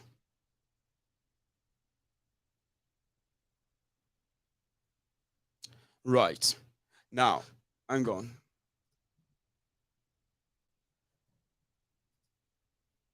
Now, this is the Niger Bridge. Yeah? Niger Bridge. You know about that, right? Now, this is the river that they said is so small, right? Even though dredging it. Dredging it means the proper bigger ship can batch. But when you take a kind of look at the river itself flowing, where does this river flow to? It flows straight through Delta, and it flows straight on and on and on. Like that. Straight into the creek of Niger Delta. Straight on. And straight into the Atlantic Ocean. Yeah? Now, this is what the people of Eastern Nigeria just compare this to going to Lagos, some said that we know that Nigeria intentionally underdeveloped this region, and they continue to peddle different narrative. But you know something? Now, if you have any big, massive seaport close to the sea, and then you have sort of a dredged canal, right, that could go straight into the heartland of Igbo land, supplied or take out anything that they produce that they want to share with the world. Yeah? This is the economic power that the Eastern Nigeria, that has been buried in Eastern Nigeria for decades. And the reason why they said, despite all of the resources, I mean, the oil that is paying and then funding some of the biggest cities in Nigeria, despite the fact that they all come from here, see, even going straight to, Yenagwa, Owerri, Porta, and the rest of those, right? With the right mindset, with real economic power, with real economic influence, if you ask me, I am going to say it is possible. So that won't take away, the obvious. First thing is going to show to the rest of, the people of Southwest Nigeria, especially the Yorubas, us, is going to help us to further expose the criminals who have been leading Yoruba land. They failed. Sure, you get, they have failed us. But whenever there is an election, they love to hide behind blame game. And Igbos are their easiest punch. I just never thought that they would take it so further that they will begin to target even we, the Yorubas, for distancing ourselves from what they have done, especially in Lagos. So, before now, it was my Lagos, not your Lagos. My Lagos, not your Lagos. Go back to Eastern Nigeria. If you are not going to vote for the people we want you to vote for, we want you to go back to where you come from. Now, this is so insulting to start with, okay? Because this is coming from the people that contribute nothing to Lagos. All of these people you are seeing here, all of them, every single of them, they contribute nothing to the financial endowment of Lagos. These are scroungers, the bottom of the barrel. Sure you get. Their leaders are the ones, these are the ones that they instigate. Sure you get. They contribute nothing. Political appointee, vuvuzelas, what do you call it? This is who they are. And they are those who went and said, this is our Lagos. This is our Lagos. You need to go back to where you come from. You with me? And we're like, okay. Then they won. They won an election, right? But the bigotry in them, they rigged the election and they declared themselves winner, right? But the bigotry in them is so deep, right? That even even pastors, some of them were like, I'm a pastor, man of God. Some of them, I'm a professor, I'm a doctor, I'm a this, I'm living abroad. The bigotry was so deep that even after declaring themselves winner, they started sending subtle messages to say the Yoruba, the Lagos, they like see, let me tell you something. Let me tell you another thing that you don't know. When this APC are talking, because they want to convince you to make you feel like they are real, instead of saying Tinubu, they will put Yoruba. We must stand together and fight for Yoruba. They don't give a damn about anything Yoruba, or this a bunch of jobless miscreants. Sure you get political Ushers, street Ushers, cretins. But they would like to put Yoruba in it, so as for it to charge well. So every Yoruba will hear that, they will think they are fighting for Yoruba. No. These are bunch of jobless miscreants that have been recruited into political life of Lagos, and they see it as turn by turn. And the Igbos, they told them that Igbos are about to stop all of that too. If they don't do something and fight and die. And they believed. So everything else doesn't matter.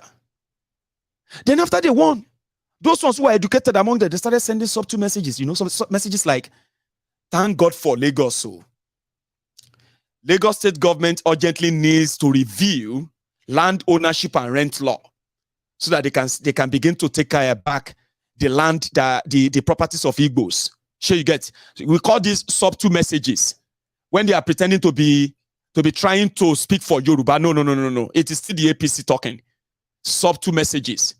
So they want to take the properties of non-Yorubas, especially Igbos, in Lagos, so they must do something. Right? Elective and appointive policy, which means they cannot appoint anybody who is not a Yoruba, even if they are Lagosians, paying tax and living in Lagos. Sure, you get. Even born and bred and raised in Lagos. So they want that to stop, only Yorubas. Ethnic concentration of markets. All the markets where they have the dominance of the Igbos, based on what they are selling, they want the government of Lagos to look into it. Limits to liberalization culture. What they call liberalization culture is people like us rejecting this kind of mentality in the name of politics, trying to railroad the whole ethnic group, Yoruba people, into becoming bigots because of political criminals who have actually done them. They have done nothing for them but misery, poverty. But because they felt shaken with what happened in Lagos, they want ethnic concentration of markets. They want limit of liberalization culture. Teaching of Yoruba histories in school. They want to teach Yoruba bigotry, not Yoruba history. Yoruba bigotry. How to hate people. Because, according to them, self-preservation is to fight to defend your land. One of those lies that some miseducated idiots are spewing on social media. It is called self-preservation, ashiri. So your own self-preservation doesn't come with economic empowerment. Your own self-preservation as Yoruba doesn't come with economic protection. Your own self-preservation as Yoruba in Yoruba land doesn't come with any kind of a protection of life and properties, opportunities and all that. It is to protect the land, ashiri. Abi, we have to protect Yoruba land. It's self-preservation. Self-preservation is when the wealth of the land is owned by the owners of the land. Today, the wealth of Yoruba land is not in the hands of the Yorubas. You and I know that, Abi. So what are you preserving? Your slavery. That's what you're preserving. And hating other people is not preservation of your culture or tradition or whatever you want to call it. Stop mixing things up. Look at that person writing that rubbish. He is actually a pastor. You won't believe it. RCCG pastor. A bigot, tribalistic, animal that I share Yoruba land with. He is a pastor in RCCG of Nigeria, but a bigot in the house of God. Awolori Buruku. Now, that's why I said, don't wait till their bigotry, which has now reached the stage of anarchy, the stage of murder. Don't let them take what you have worked for all your life before you realize this. Don't let them use their access to power to take away what belongs to you. Begin to divest. Return back to Eastern Nigeria. Make it gradual if you can. Move your businesses out of Lagos. If your businesses has to do with the port. If you move a mass for real, there are many Yoruba land or Yoruba state that will take you. Do you know what? Do you know the pain in the ass for so many Yorubas to have to travel to Lagos before they can get something that you have to offer the Igbo businessmen and women? Do you know how frustrating it is? Leave Lagos for them. And I'm not saying you should do it right now. Okay? I am saying just start the process, the gradual process of divesting your... That is also going to work in advantage of the young people from eastern part of Nigeria. In fact, from my own belief, it is also going to help in reducing the tension, the restiveness that the politicians in eastern Nigeria are milking to cause chaos and then insecurity in that part of Nigeria. Try it. In 5 years, give the Igbo youth who are ready to work, Give them the best employment package. Even if not cleaning, an Igbo man or woman want to do in your company, pay him the salary of a bank staff. I mean this. You will attract them back. You will develop an economic respect. The rest of Nigeria will respect you. For now, the rest of Nigeria is merely tolerating the Igbos. And it's getting worse.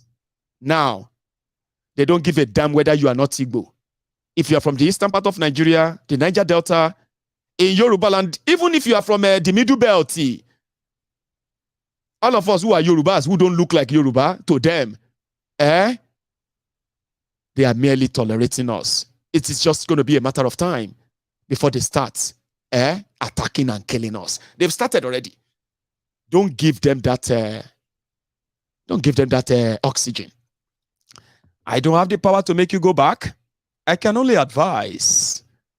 With Obi going to court, the sensation, the news, the loud, everything that will go around it, is going to further aggravate these criminals and their supporters who cannot walk. But now, when the election is over, okay, Shuku, you need to come and pay your tax. I am very happy that I've been reading a lot from the Igbos, the Easterners, who are now saying that they are now moving their businesses. They are going to begin the process of moving their businesses in part back to Eastern Nigeria. Enugu, the Enugu state obedient. They have defeated the hegemony of Enugu. So your governor, obedient governor in Enugu, is a starting point for all of you. Return your businesses to the east. Start now. In 5 years' time. No worry. Alakpama Shishe Ashiri from anywhere in Yoruba land will open his dirty mouth and say the Igbos should go back to where they come from. Because around that time, they will be begging you not to declare Biafra behind them. I have this to say, because even us Yorubas, the way Tinubu and his gang are going in Lagos, they are tagging the Yorubas. They are calling them Igbo, and it didn't start today. This is a market in Lagos, okay? In 1999, APC, Egbekegbe, put up a banner inside the market, and the banner is to show a governorship candidate of PDP, a Yoruba man. They said he's Igbo. He's made a deal with the Igbos. He's going to chase all the Yoruba Obas from Lagos. He's going to install Obi Eze in Lagos. They said he's going to chase all of the civil servants in Lagos who are Yorubas. He's going to bring in Igbos. Nothing they didn't say. Oh, everything you have seen about Vivor, Badebo today, they said even worse to Jimmy Agbaje. They called him Jimmy Shuku. They said Jimmy Shuku Emeka Agbaje Chinyere. The short for Jimmy Shukuere. That's what they were calling him there. They said Jimmy Shukuere. This is how vile. The vileness in them, the darkness in their heart. Whether you see them in church as pastors, whether you see them as educated professors or doctors, it doesn't matter. But we will clamp down on them. This is 2023, ladies and gentlemen. Okay, and we are not going to. We don't need the Home Office to sack them. As you are seeing them and reporting them, if you know them personally, one-on-one, please go to the Home Office of your country, report them. If you know wherever they are working, all you have to say is that, please, are you the one who employs so and so? Can you please take a look at her social media activities? She is inciting genocide in Nigeria. You leave the rest to the authority of those countries. So now that they know we are doing that, some of them are now deleting their profiles on Twitter. They are deleting their profiles on Facebook. Some are deleting everything they've tweeted. And every xenophobic post they have put on social media, they are deleting them right now. Don't allow them. Go on there and screenshot them. Even if they look like fake accounts, screenshot them. save them. You see, this coming days, is going to be interesting. I can promise you that. So yeah, the people that once told us that Tinubu is indeed a drug dealer, drug baron, somebody like for food Kayode, FFK, just give him food. They said he will sing for you. Maybe that is right. But look at this young man as well. Another Lagos Abobaku. Right. Lagos Abobaku. His name is Shegun. Okay. There was a time, right, that he publicly said Tinubu is a drug baron or drug lord. But today he is feeding from that drug lord. And they will gaslight just anyone. Let me tell you, I just shown you that of Jimmy Abi, the bigotry in this Tinubu. This is Tinubu. This is not Yoruba. This is Tinubu and those that are fed from their well of propaganda. Look at this boy. You see that boy in black, in that face cap, the one in the middle, right? In 2018, Atiku and Bokwari are contesting. It was Atiku versus Bokwari, yeah? But in that same 2018, that boy, Jobri Gawat, put this on social media. A vote for Atiku is a vote for Igbo. Our people on ground have heard the message loud and clear, and the line has been drawn. How could the contest between Atiku and Buhari be a vote for Igbo? I am showing you all of this just so you know that we know we have a problem. We have a problem at hand. Tinubu and his gang, they are a problem in Yoruba land. And as we speak, they are just waiting for the time to finally justify the reason why they will start attacking Yorubas as well for criticizing Tinubu. They are doing them, they are doing them online right now, and they are doing them physically too. But it's going to escalate, and it's going to be, you know what I mean? But we will follow everything and document everything. It's going to be a long, interesting journey, if you ask. So, Obi is back into court. Back to court. Obi is in court. And he's relying on this whole segment of their law section, section, this and that and all that thing that they read. Right? So, and from what I heard, he is very, very, very, very hopeful. But you see, those who didn't have problems. Remember those who didn't have problems with Muslim tickets, The likes of Orji Uzor-Kalu, the ex-convict governor of Abia. Oh, Abia people. Alex Soti, another obedient Abi. That can also be a window, a new beginning. And some of you are already saying, those who want to return back to Eastern Nigeria, this is the new beginning that these two can actually develop a returning plan for all of you, businessmen and all of that. Give you the business, give you tax rebate, give you, government approved lands, and let you start something.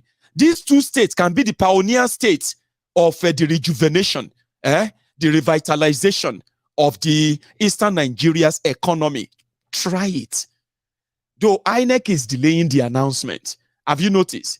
They announced places where they rigged the election violently, evidently.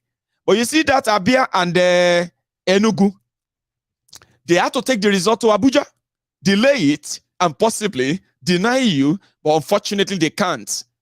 Enugu has been released, Abia will be released, and that could be a start. I don't know why I'm so I kind of feel like it's possible, right?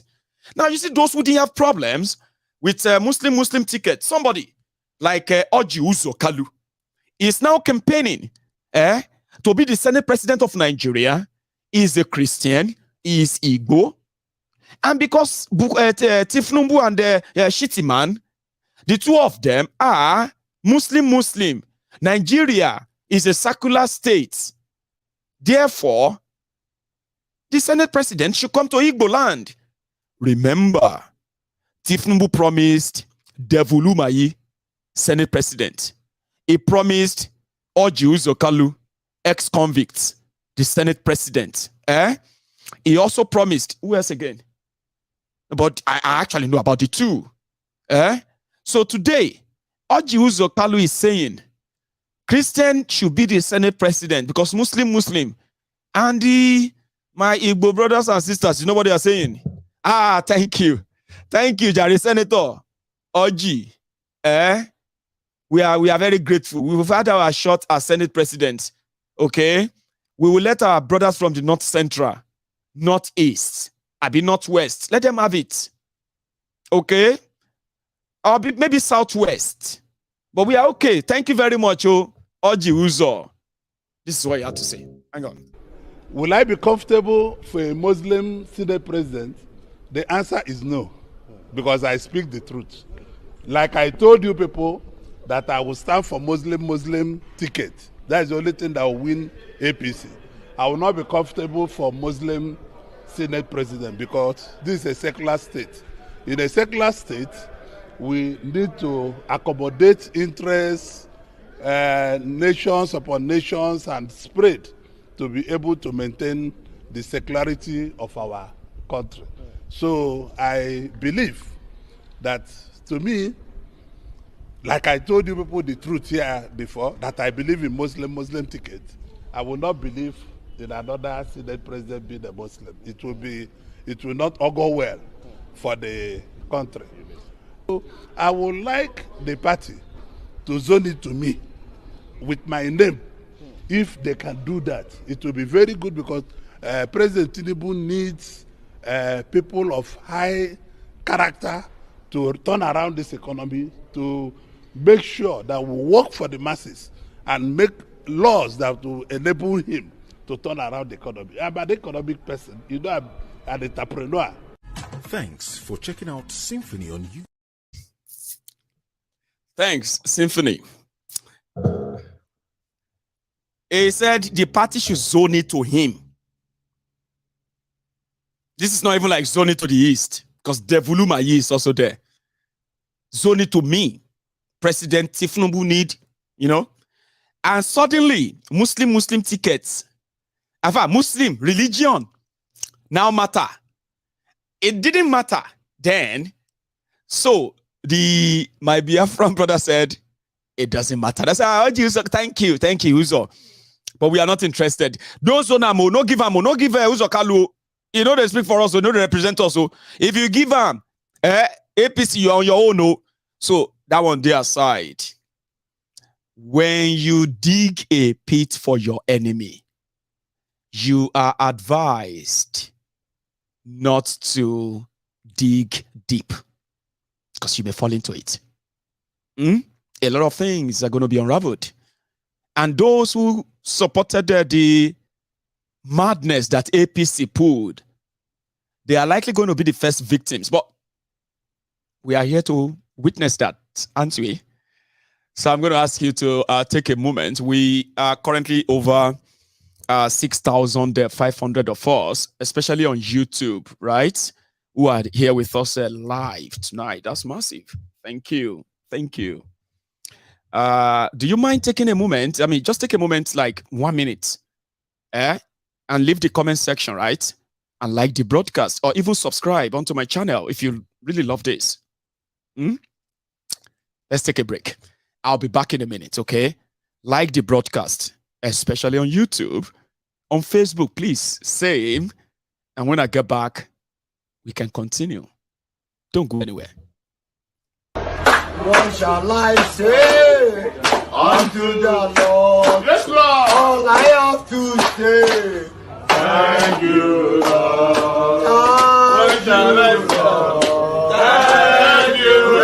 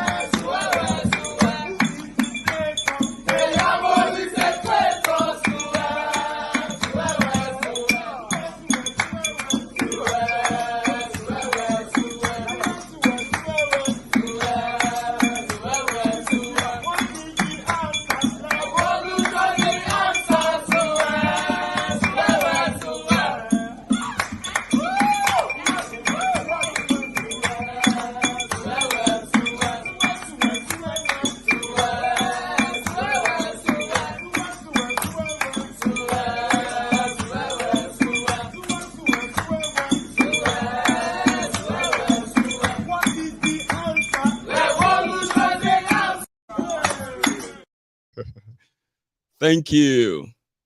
Yeah, thanks for responding. But do you know how many people who responded? 500. I mean, we have over 6,000. So if we have over 6,000, then we should be doing like a 3,000 or 4,000. I'm joking. Anyway, thanks to everybody who responded. Okay. So I am also going to keep. I've been talking for almost 2 hours. So I am going to open the line. Okay. Take few calls. So let people add their own, so that you don't just sit down there and be like, oh, it's becoming boring now. You know what I mean? Let's add to it. So I'll keep the line open now. And then I'll take 1 or 2 calls. Okay. Soludo. Soludump. After the 2023 elections, including what happened in Anambra, Soludump publicly, shamelessly said those communities, including local government areas, who failed to vote for APGA should not expect any major development from him. Now, the 97% versus 5% of Bokwari is now the Soludump professor of nonsense. God damn it. It's such a letdown, I have to say. But I'm not disappointed. Listen to this. I will not. Unless I am certain that I'm going to do it and we have the money to do it, I'm not going to make that money. So you just lying to people, lying to people. After a while, they no longer believe in it. As you know, they didn't do it. If you don't have everyone, where would be seen? No, I have got 30% mobilization. I've got a general certificate and I've finished. Mine, and I look here, I had a meeting with 2 contractors today. You know, one of them, the second job, I had to cancel it. Yeah, we advertised and gave it because it was slow. I don't know how this slow and gone out well. See, I'm about one boy getting it. You know, so, okay. So we are not MI power. The story about that NCNC on a layer 5 more in the 5 more.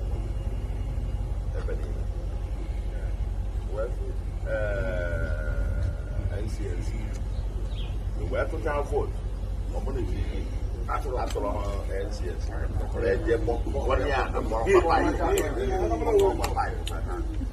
Yes. Yeah. So enjoy that. No NCNC there with you. Enjoy it. All gave that. Before you see another the support. Go for the. So there must be consequence. There must be a reward and for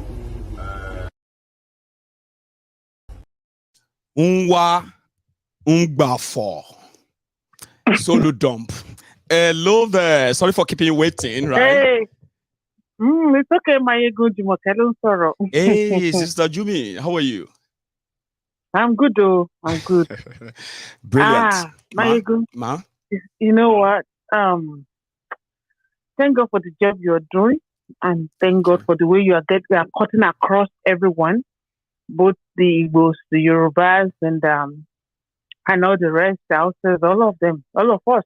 That's right. Let me say this before I actually say what I want to say. Please. This Jumoke you are speaking with, you know that my name is Ola Jumoke, which shows I'm a Yoruba, right? That's right. And I remember sometimes ago when I was in Nigeria, a couple of years ago, I remember very well that there was a fight in my 12 between Hausas and the Yorubas. That's right. And that particular day, I wanted to go. I was going out. I wasn't actually going to my 12, but I was going out, and I was at the Barbridge bus stop because I live in Victoria Island. Right. And I was in the front of a island police station, and some people came to me and said, "Where are you going?" I said, "I'm just going out." You know, I said, I hope you're not going to my twelve. I said, not at all. I said, what about? I said, what about? They said, don't go to my 12. The Yorubas will kill you. I said, what are you talking about? I am a Yoruba person. They said, Omo, you look like Hausa. Really? If you see me, I actually look like Hausa. Honestly, I know that right from the beginning. And I know that I look like Hausa. You know, I look like Hausa woman. That's how I look. And if you now mistakenly dress like one, then that's it. Even if you are speaking Yoruba, even if you are showing your ID card, nobody will believe you then, right? Exactly. Yoruba, my own Yoruba could have killed me, mistaking me for Hausa, you know, simply because Hausa and the Yorubas were fighting. Exactly.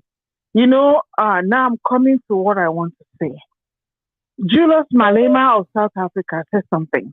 He said, if Nigerians hate themselves this much, why can't they just go ahead and divide? There's no need of them living together.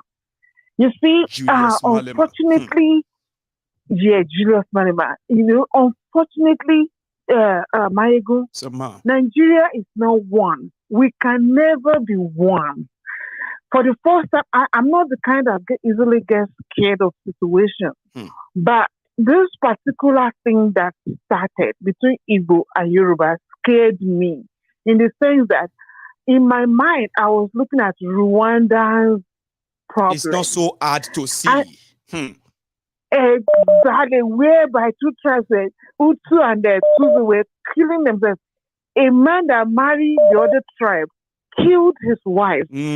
Some killed their children because they are half Hutu and the other side. See how much Yoruba and Igbos have intermarried. See how much they have intermarried. So now, what are we going to say? What are we going to do right now? What we see? Myself and one lady from Edo State, we were talking, and we were just like making some points. If you see the amount of bitterness, because she's not Igbo, but she's tending towards Igbo. If you see the amount of bitterness that she threw at me, and I'm like, serious, even right now, I have to be aware of her. You understand? This is people I've known since in the 19-something. You know, I have to be aware of her. I'm looking at Rwandan, I know, situation in Nigeria right now. So I think at this point, you make very important point. It is now a time, everybody, we should find our level right now. This is just even the time for us to divide. Is it that we go back to the regional issues, or everybody have their own country? If we still love that Nigeria so much, maybe we should have United States of Nigeria. We love that Nigeria on the terms, we really love that on the terms that everybody agreed to. So that anybody, if anybody violates this agreement, we are breaking up, we are going our separate to say, yeah, fine, let's do that. I mean, there must be a conversation, national conversation in Nigeria now.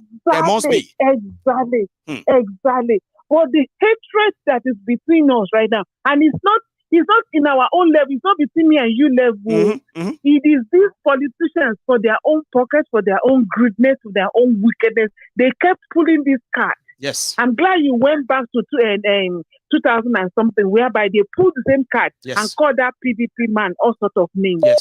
My dear brother. And they will do it again the next time. And they will keep doing it. So they will never stop until. And let me tell you something. Please. If by then we will finally divide. Yoruba will fight themselves. People will fight themselves. Hausa Fulani will fight themselves. Every other tribe will fight themselves. So what is going on? My brother, that's what I want to say, John. See, my sister, thank you so much, ma. At least for chipping that in. Let's hear from others too. It's such a pleasure hearing from you. So that's Lady Jumi calling from the US. Hello. So, hello, sir. Hello, good evening, Maiyegun General. Good evening to you. How are you? Hey, I'm fine. How are you doing? Well, I'm here, surviving. I'm worried. Thanks for asking. It's been a long time. This This is the Nikwago. Or the Nikwago, my brother. Yes. Long time. Yes. I thought you've kind of abandoned It's been a long me. time. Never. I used to come online, but to call is still a problem. Right. I'm glad to hear from you today. Yeah. So. Yeah. So it's been a long time. I want to thank you because I've been watching your program. I've been watching your. I mean, you've been telling us everything that we need to hear. You understand? And I want to tell people that whatever I'm in Nigeria now, you know, it's not nobody's going to tell me what is happening. I'm here in Nigeria, so I know you have the first-hand experience. Please share with us. Yes, I witnessed the election. I followed them to Secretariat around 12 a.m. of presidential election. I followed them. I saw the rigging 12 a.m. on 26th of February. I was there. I went there to the following morning on Sunday. I saw how it was rigged. I saw how they are writing results. In fact, they asked me who am I. I told them that I'm a driver because I drove myself. They thought they didn't know that I'm one of observers. The observers. You know, I'm not a party member, but I went there to observe whatever is going on. Nigerian police is so corrupt. Nigerian police is rigging election with APC people. I saw it. Nobody's going to tell me what happened. I saw it myself. Nigerian police and APC people are the one rigging election in Nigeria. If anybody asks you, I have video. I have video evidence. I videoed them. I followed them bumper to bumper. I have evidence of whatever happened on that day of 26th of February. So forget them. Whatever is happening in Nigeria is not about Yoruba. It's not about Igbo. It's all about elite, wicked elite, who are trying to cause problems between ethnic groups in Nigeria. They are trying to cause problems between the poverty who they have made to remain poor so that they can be able to use them whenever they want to use them.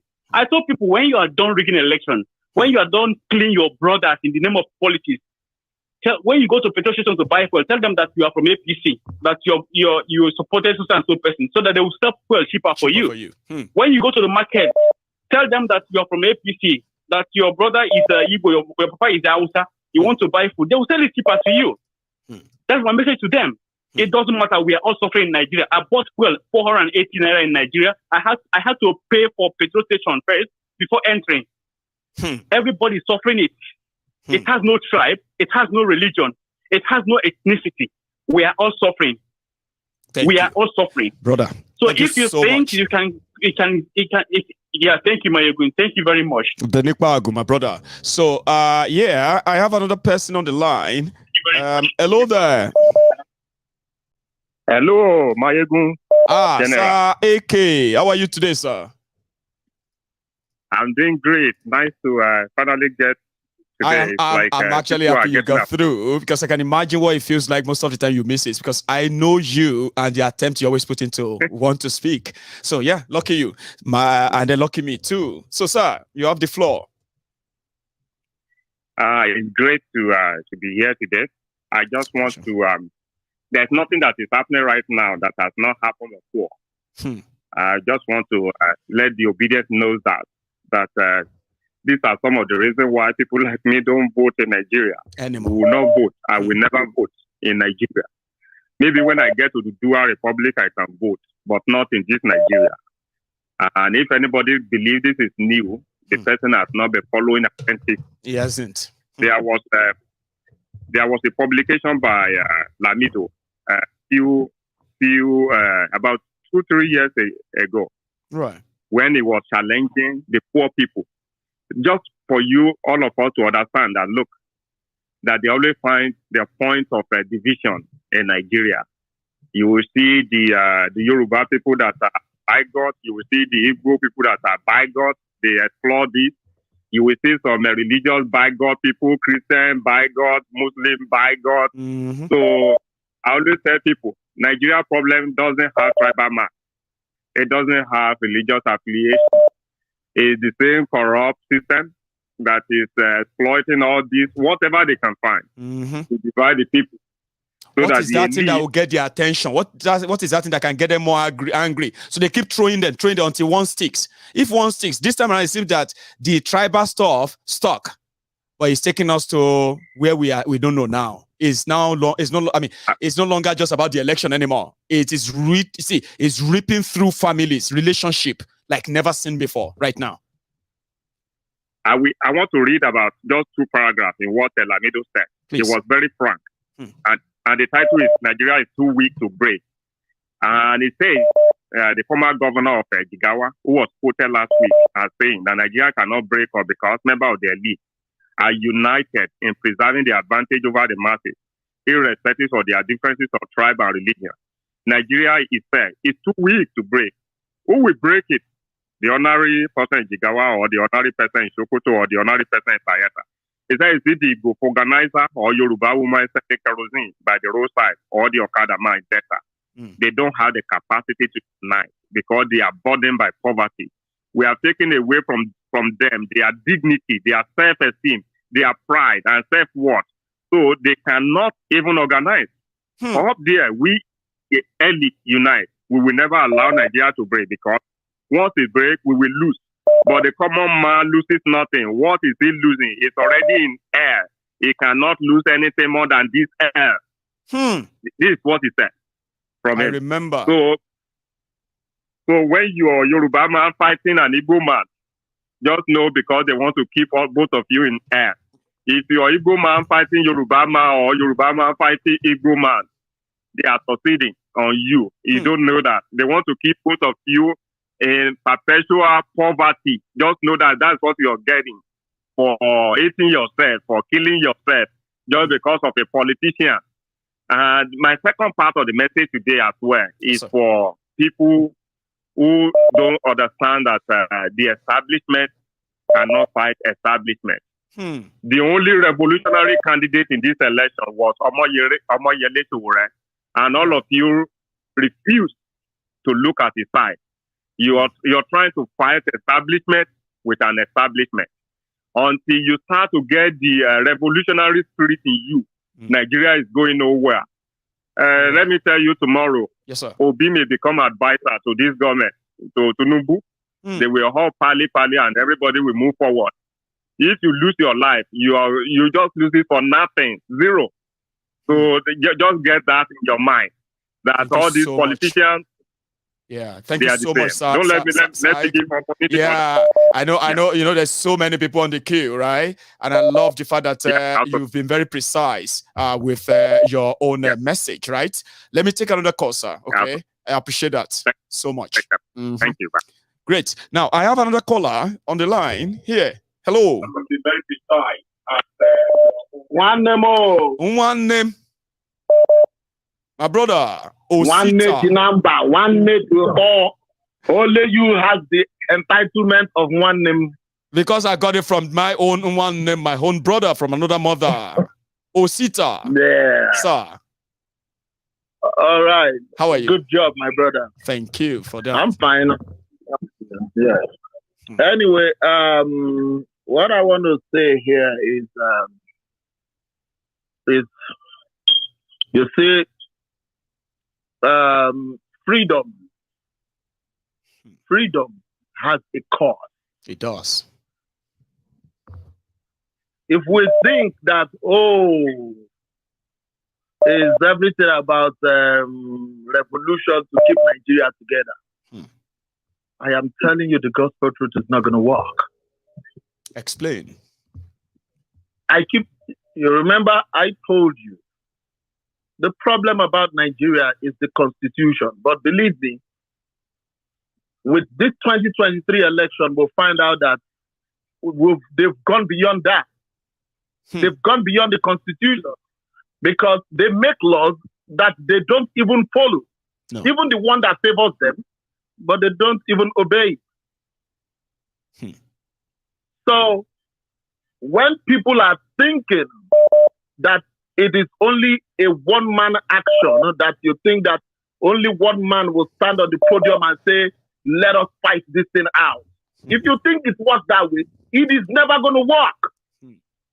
Go and look at what happened in Egypt. It started with the ordinary people.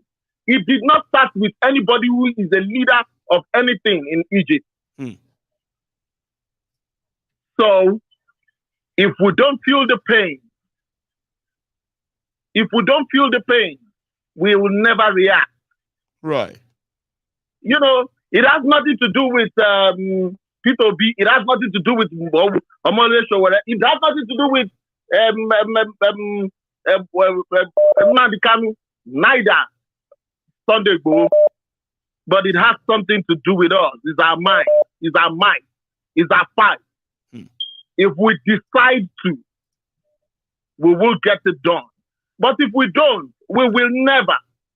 Because everybody is following the path of me chop, make you chop. According to Wiki, Enyen Deba. Which is, if they give to these people, they give to these people. Shop and Shop Nigeria Limited. Yes. Do you think, common sense, do you think this thing they say rotational government, do you think it's a normal thing to do? Any society in the world that practices it, trust me, my brother, that society is swimming in the ocean of corruption. In America, for example, nobody dictates where the president comes from. Donald Trump, he lost the election in New York, where he was born. But yet, he became the president of the United States of America. That is when you will know that the system is working. But when we keep saying, oh, it's the turn of Yoruba, it's the turn of Yubo, it's the turn of Hausa, it's the turn of FPC, these things are not going to work. Of course. What is it telling us? What it's telling us is that we are not one. Let us go our separate ways. We gave them, even the white, the so-called British that we blame. I won't blame them because they gave us a blueprint to succeed or success. And what was the blueprint? Regional government. Control whatever you have. But did we follow it? No. We didn't follow it. So these things that we are talking about, I keep saying it.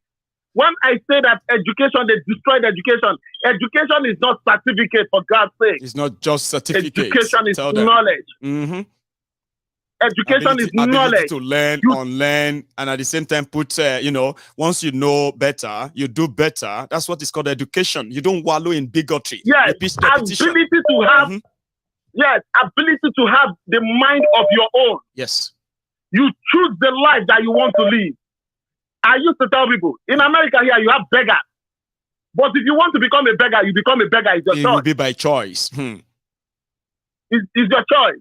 So let nobody be confused about anything and say, oh, that we are looking at. The only thing I tell people right now, even if everybody is supporting P2B right now, but he has done his own, what are we doing is our question. What do we think is our question? He's not going to be affected. He has money to buy whatever he wants to buy, live the kind of life he wants to live. But let us think about our own individual self. Is these people helping us and they are killing us? Today, there is just one thing today. My friend, my late friend, his younger brother that lives in America here. Right. I looked at his WhatsApp story. I know he has been complaining himself. He's taking side in this bigotry that is going on in Lagos. This whole charade. And I saw what he put on his WhatsApp story. He was trying to talk about, there was a comment they attribute to the Rothschild that the Jews are meant to serve and all those things. I called him immediately.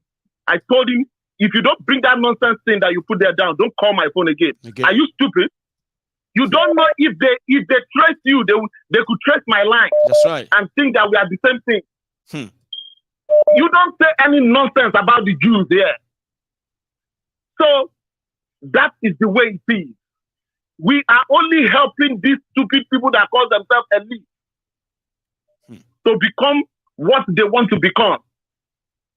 I just need people to understand it. The fight is our own. It is, and it's turning to Sunday it as well. Thanks so much, Osita. Yeah. Yes, it's not for Sunday, bro. I know. It's not for anybody. Thank you, Baba. Thank you very much. You stay safe, Osita. I have another person on the line. Here. Hello there. How are you? Maiyegun? I am very well. How are you? Very well, sir. Yeah, nice to hear. Finally, nice yes. To your program. Yeah. I know. Thank you for joining us. Do you mind muting you can mute the broadcast possibly, or leave the room? I can hear myself again, if it's possible. But I'm muted. Can you see here? I can hear you now. It's not echoing again, I think. Okay, all right, okay, fine. But all of us can hear you too. Please, go on. Yes. So what we come to things have been going now. So we're looking for we are looking for solutions.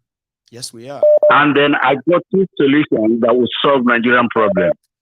Beautiful. And I want us to discuss this. Please share with us. Right.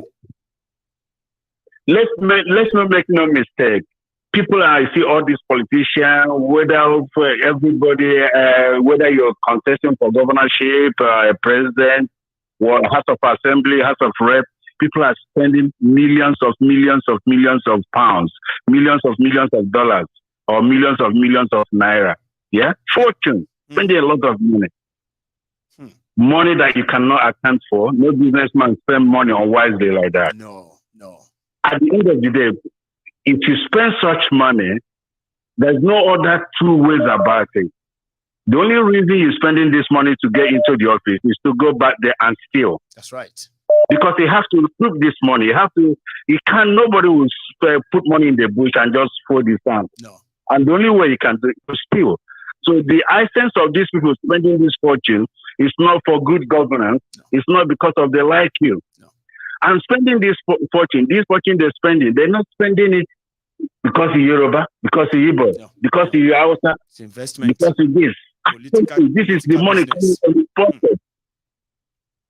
This is money coming from his pocket. That's right. So he's going to get this money. Yeah? Yep. Right. If you want to solve Nigerian problems, let's say, okay, let's now see that everybody wants to be sincere. We've gone through this period of election, they inflicted the pen, bigotry, everything.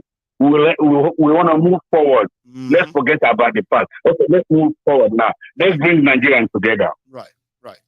If we, I'll put this into you straight away. Right. If we have in our constitution a law, yeah, this is going to be a little bit barbaric, but not barbaric, or probably some people will say very uncivilized. Yeah, we can polish it, right? It may sound barbarian, right? It may sound barbaric, but yeah, let me hear it. We are all here now. Go on, please. Exactly. So if we put in our constitution,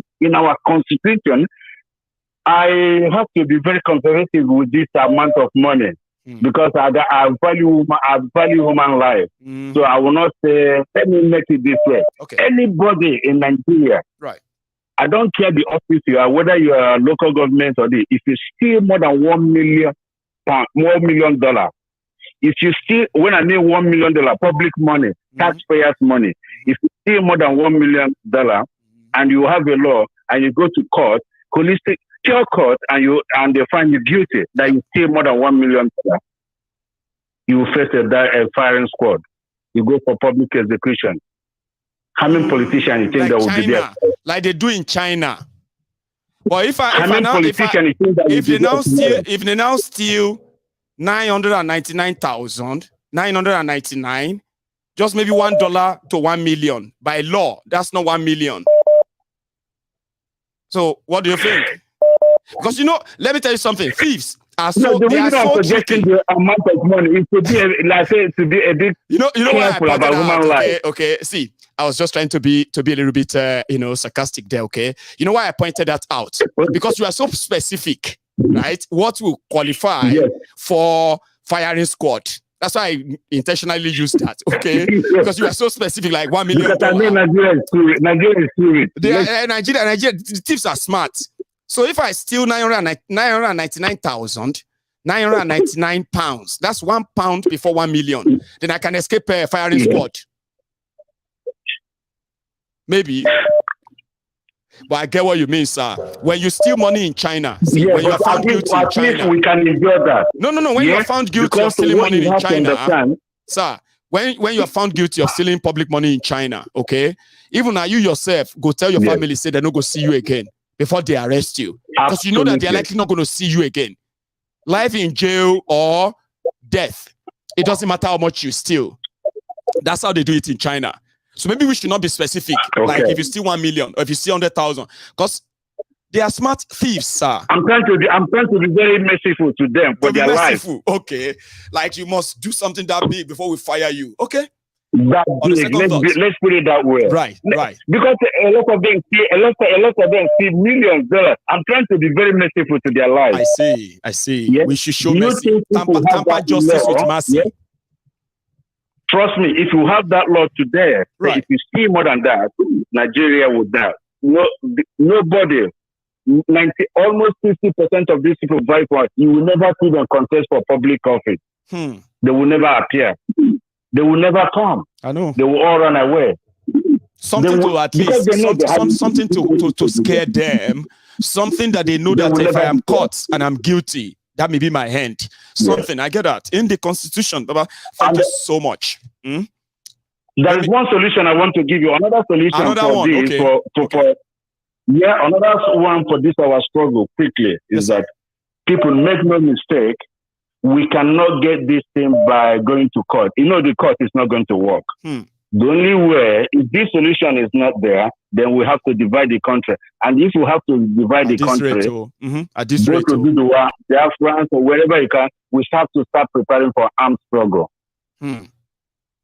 Definitely. God bless you, sir. Thank you so much. Let me take another one. There's nothing like armed struggle. It's not going to work. Thank you. I know. They will push us there. Are they not already pushing people there now? They will push people there eventually. So thank you so much. I'll take another call.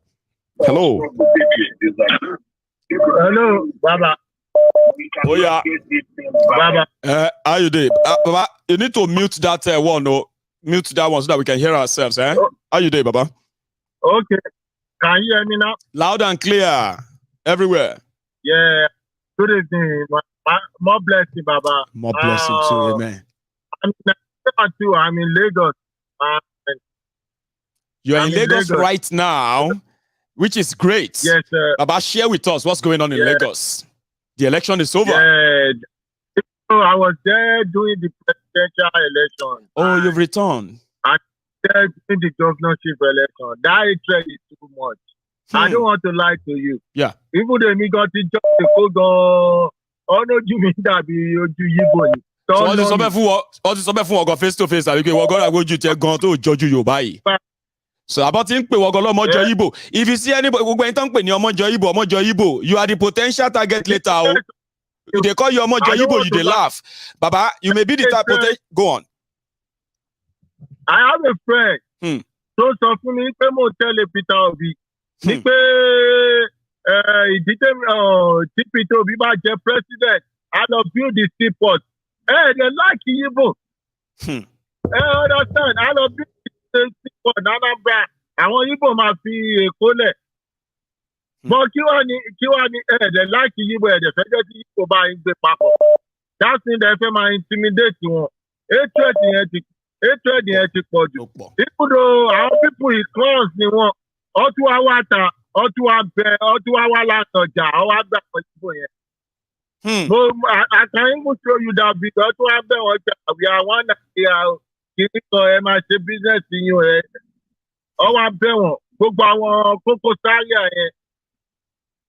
So all of them they came to beg and all that. You saw that, Baba? Yes. I don't want to clowns in our people. Oh no. It is well. Thank you so much for sharing that. Hey, I've lost him. Anyway, so he just told us there that he witnessed the hatred. He witnessed the vile firsthand when he was in Nigeria during the election. So another eyewitness. Hello there. Hello, Maiyegun. Hello, sir. How are you? Fine, thanks. You see, in 1994, yes, sir.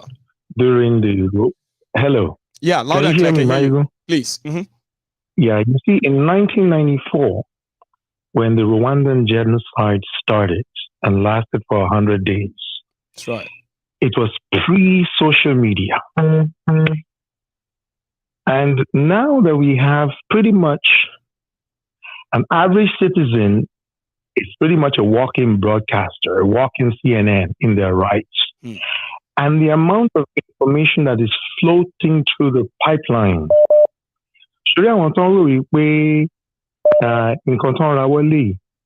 It's just a matter of continually tension on this. It can get out of hand at any given moment. Yes. She wants to say, "I'ma make Nigeria uninhabitable for àwọn tí ó ní ọgbọ́n, àwọn tí wọ́n lè já ẹ̀mí wọn gbà. Let's make the diaspora uninhabitable for their pastime. Wọ́n mọ̀lá tó wókọ, àmọ̀bí tó ń gbé." So for anyone who lives in North America, and I will put a post there, your petition should go to the Canadian Security Intelligence Service. When you search canada.ca, that will take you to that website. It's listed there. Just drop your note on their website. Many of them have become Canadian citizens. They've married. They've found all sorts of means to become Canadian residents. But you know one thing that once you become an instigator of hate crime,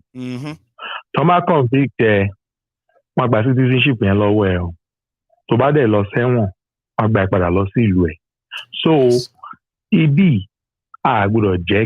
anywhere in the diaspora, never make anywhere comfortable for them and their supporters. We should never make any part of the diaspora. If you see them anywhere on social media, inciting people back in Nigeria, posting nonsense on social media, just go there and report them. Leave the rest for the authority in those countries. They will handle it. Internet does not sleep and it doesn't forget. Internet doesn't forget.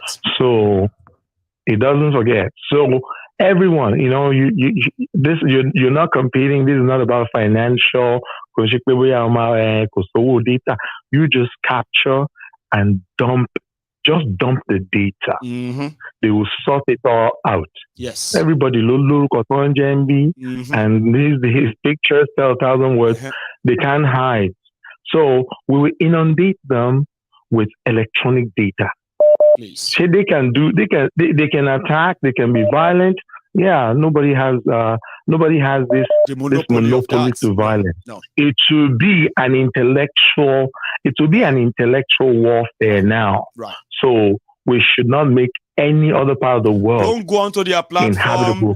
Be throwing the same tribal war view. Just watch don't what get they have into posted. the tribal. Screenshot it. Copy the link. Wherever and you report are, it. That's it. The video, wherever you see them in video, in audio, go there and report them. Not to Facebook.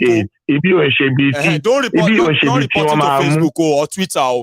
We are talking about Facebook. Capture information. You go to this website and report them as inciting genocide in Nigeria. Inciting genocide in Nigeria. And guess what? They will take special interest because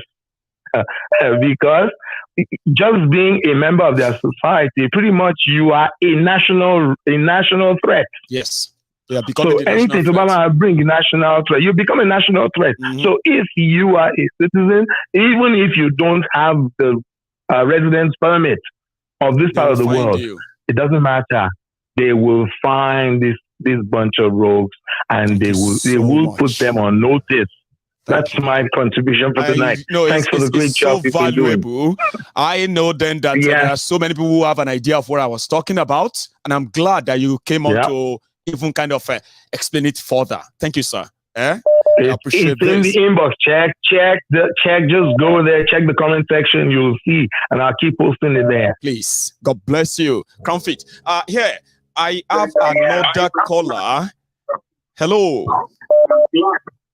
Hello, Maiyegun. Hello, sir. How are you? Fine, thank you. I'm enjoying your program. Thank you. You see, this bigotry that is going on now, it has been going on for a very long time. I remember in year 2000, I was in Mina. I was a teacher in one of the secondary schools here at International School. Right. Tell us more. Yoruba people were slaughtered killed like foul that period. They were even telling people to my pregnant women, dumping them in the well. We were held up in the school that we couldn't go home because I'm not Hausa, I can't speak Hausa, so they will see me as a Yoruba man. So all of us, I was a youth corper then.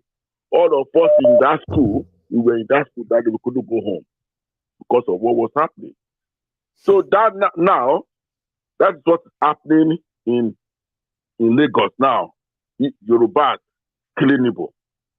And these are not the real Yoruba people. These are Yoruba thugs doing it. Exactly. Any good Yoruba people will not do that thing.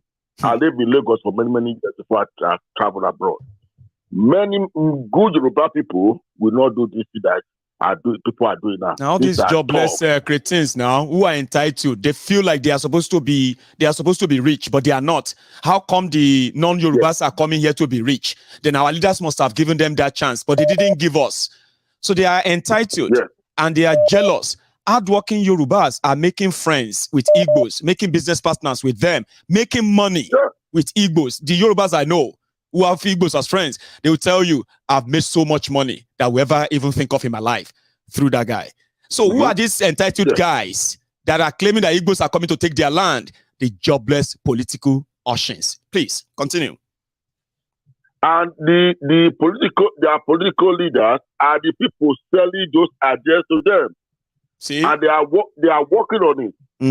You see, like what I'm thinking now, Nigeria, we can, if Yoruba are big in the north that time I said, now Igbo are big in the Yoruba land that what's happening. Nigeria is not one. It's better. You don't love the Igbo. You don't let them go. Why are you keeping them? Why are you holding them in those? Let them go and develop their country because their country. That's just what I want to say. Thank you so much, Ipa. Thank you. I'll take another one here. Hello there. Hello, Maiyegun General. Prince Jejema.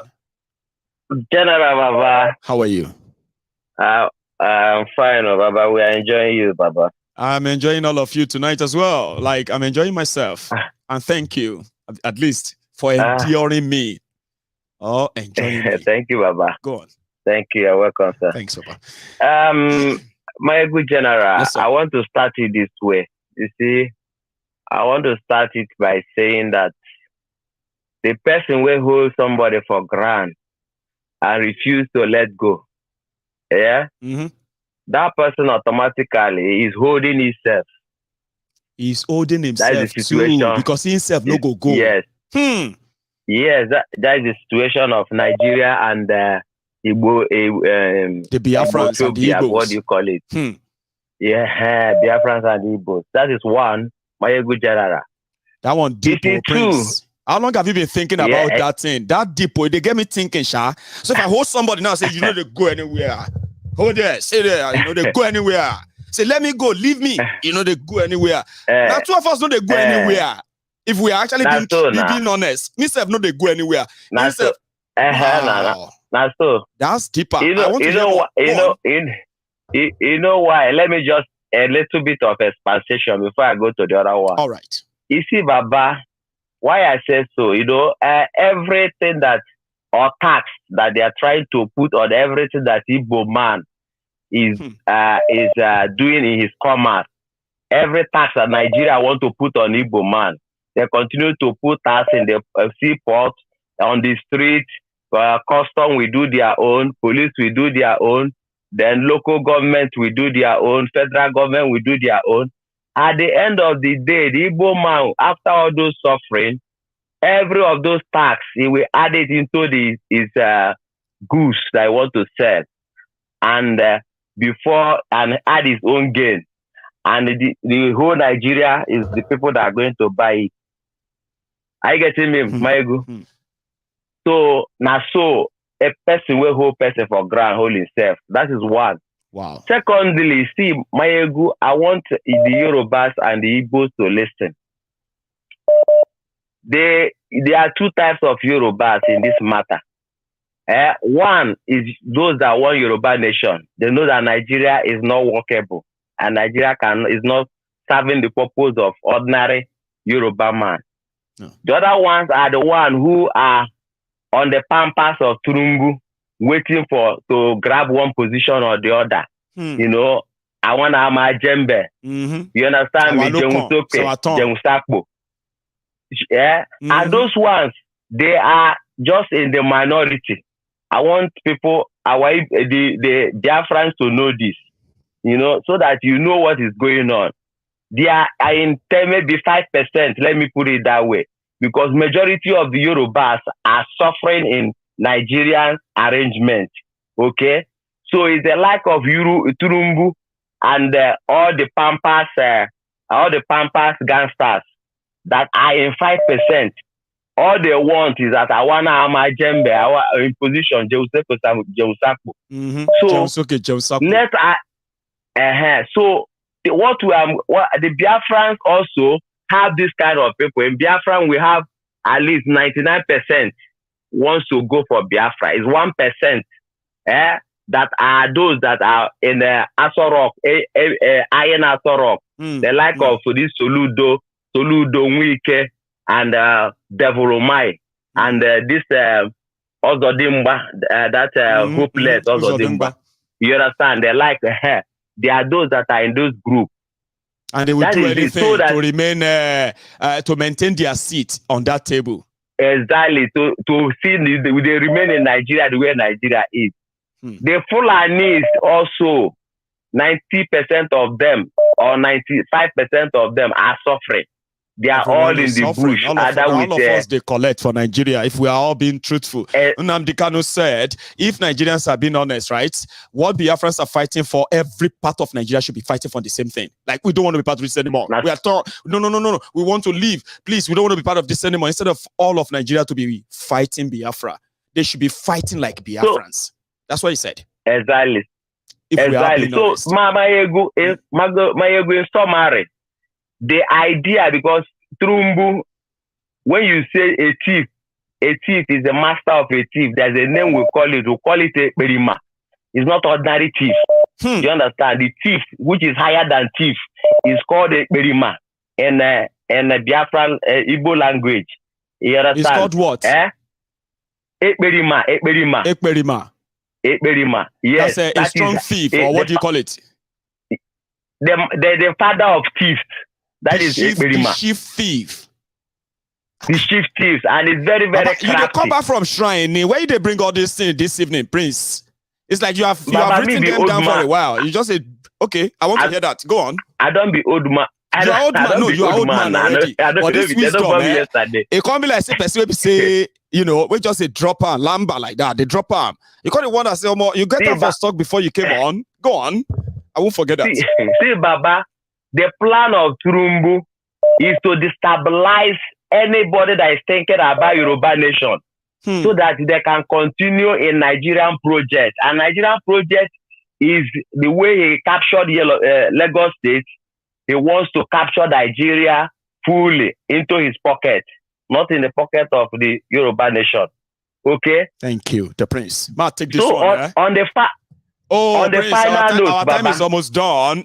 Okay, on the final one, I thought you said in summary. When you said in summary, I thought that was the last one. So on the final one, after summary, okay, I'll listen quickly. Okay, Baba. On the final note, Pastor Aneshi, I want to use him as a point of contact to every mega pastor, mega private jet, and mega tithe and offering pastors in Nigeria. I'm talking to them. They should wake up. Muslim ticket is a terrorist agenda. They must wake up now. Pastor Aneshi told this church member yesterday to pray that if Tinubu is the will of God, it will be sworn in. But if it's not, they should pray that it no go reach there. I said, well, okay. Thank you. That is the Bible say, don't pray amiss.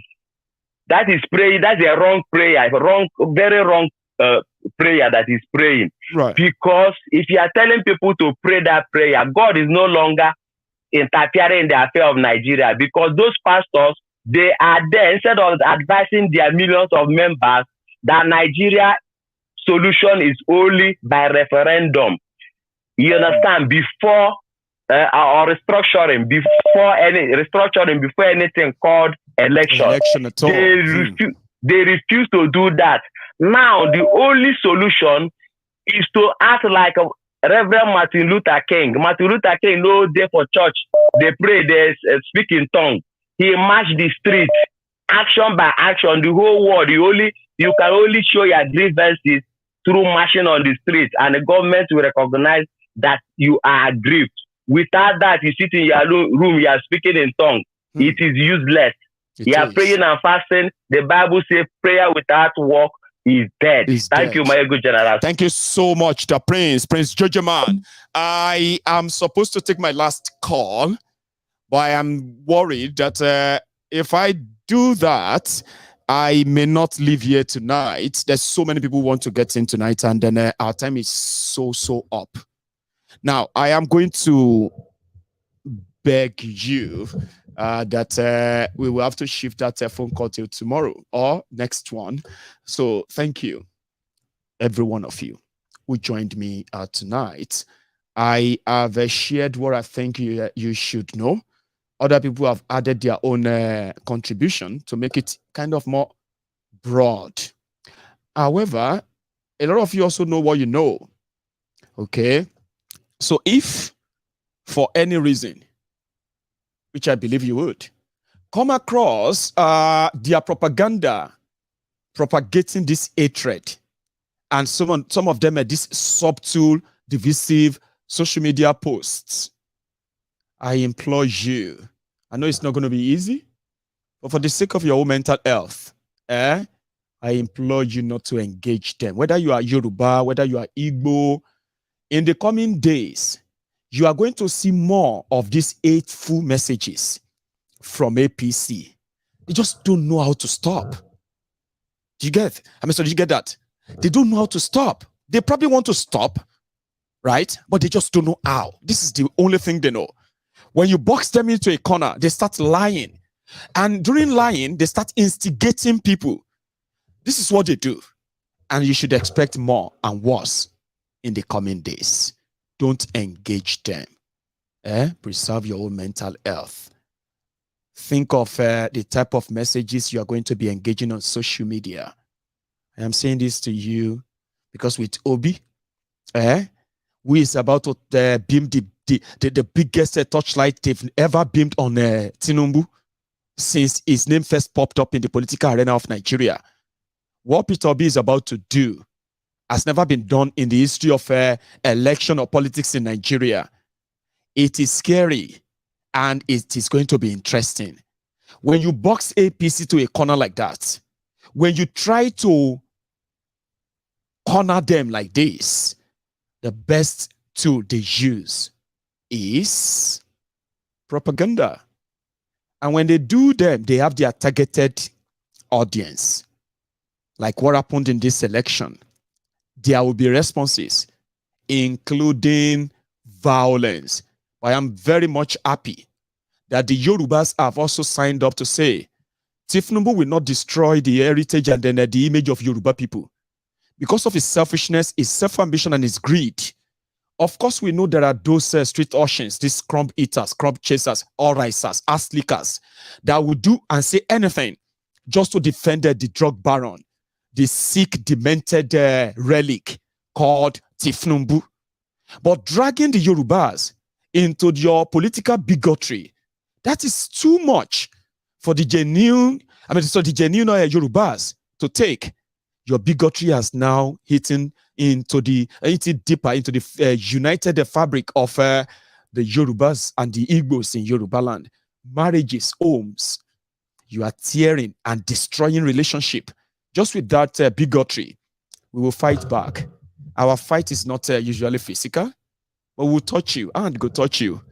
MC Oluero, and go touch him. Everything that we know they hold dear outside Nigeria, will be taken away from them and returned back to Nigeria for them, and they should use it there. Now, listen, this may sound like nothing will happen. Look at me very well. Not even Kalu can confidently say nothing they happen. we have a special interest in that MC Olueran. All the people that were killed in Lagos on the 18th of March, all the voters, whether Yoruba, Igbo, or what have you, killed in Lagos, MC Olueran's name will be at the top of the petition of those the whole world will ask what happened to those people. The video where he threatened people, including the one that he staged a fake apology, then what happened the following day when they were chasing and looking for Igbos, we will chase them down. MC, after your election, you will need a vacation, Abi. You would like to go to America for your own vacation and all that. Of course. You can always start, you can start preparing for your vacation. In fact, you might actually have to go for your last vacation before the whole thing hit the right people that will eventually stop you in one of those trips. We'll make sure of that. Not just in America. It's going to be all over the world. You know, it go be like saying a pankpe. So even if you escape this one, if they shield you from that one, you know what I mean, you will know that your life is not like, it's not going to be the same anymore. That one that they can just write your ticket and they go America, they do video. Now you will have to go about watching your back. Yeah, I mean, when that time comes, Maiyegun will be here to report it, including Tinubu. When they will now turn Tinubu to your Abacha, he will not leave Nigeria. Sure you get. He will have to stay there and die there because of the fear of what is likely going to happen if he leaves. So don't think elections don't have consequences, elections have consequences, and you should be bold enough. Don't be a coward, to hone up to your own actions. I'll see you some other time. Enjoy your evening. And don't forget, like this broadcast before you go. Subscribe to my channel. Thank you to everybody who actually finally heeded that call. You subscribed. And I think I may actually be heading to 78, 80,000, 100,000. Take me to 100,000 subscribers on YouTube, please. I'll see you some other time. Good night.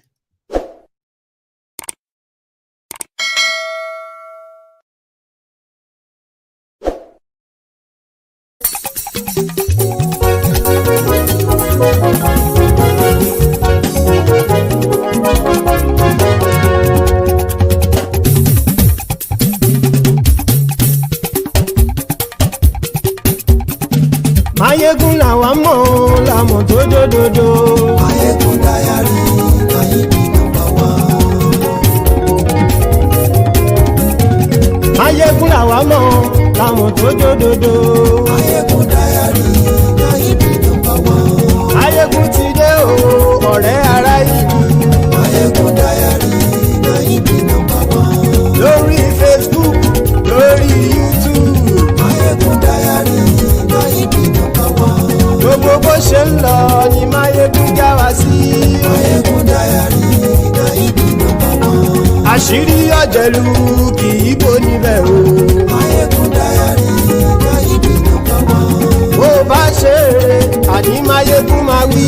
Maiyegun Diary, Maiyegun number one. Ó sì tún ṣe eré, wàá gbọ́ níbẹ̀ o. Maiyegun Diary, Maiyegun number one. Maiyegun Diary, Diary Politico. Maiyegun Diary, Maiyegun number one.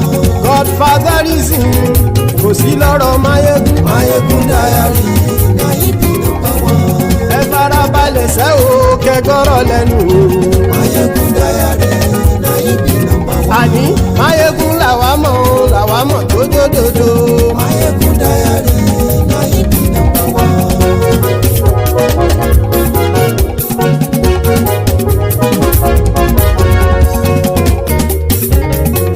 Àní ẹ̀sùn ràkì. Maiyegun ti dé. Maiyegun ti dé. Ọ̀jẹ̀lú ẹ̀sùn ràkì. Maiyegun ti dé. Àní ẹ̀sùn ràkì. Maiyegun ti dé. Lórí Facebook. Maiyegun ti dé. Àní ẹ̀sùn ràkì. Maiyegun ti dé. Lórí YouTube. Maiyegun ti dé. Àní ẹ̀sùn ràkì. Maiyegun ti dé. Bọ́ bàbá gbé wúrẹ́. Maiyegun máa wí. Àní ẹ̀sùn ràkì. Maiyegun ti dé. ijó ìgbádìyẹ. Maiyegun máa wí. Àní ẹ̀sùn lájú. Maiyegun ti dé. Bí pẹ̀sìdó bá rúfin o. Maiyegun máa wí. Àní ẹ̀sùn lájú. Maiyegun ti dé. Bí gómìnà kówó jẹ. Maiyegun máa wí. Àní ẹ̀sùn lájú. Maiyegun ti dé. Ọlọ́pàá tí ń darí bá. Maiyegun máa wí. Àní ẹ̀sùn lájú. Maiyegun ti dé. Aṣòfin tí ń rúfin o. Maiyegun máa wí. Àní ẹ̀sùn lájú. Maiyegun ti dé. Òpùrọ́ olóṣèlú. Maiyegun máa wí. Àní ẹ̀sùn lájú. Maiyegun ti dé. Ọ̀jẹ̀lú ẹ̀sùn ràgì. Maiyegun ti dé. Àní ẹ̀sùn ràgì.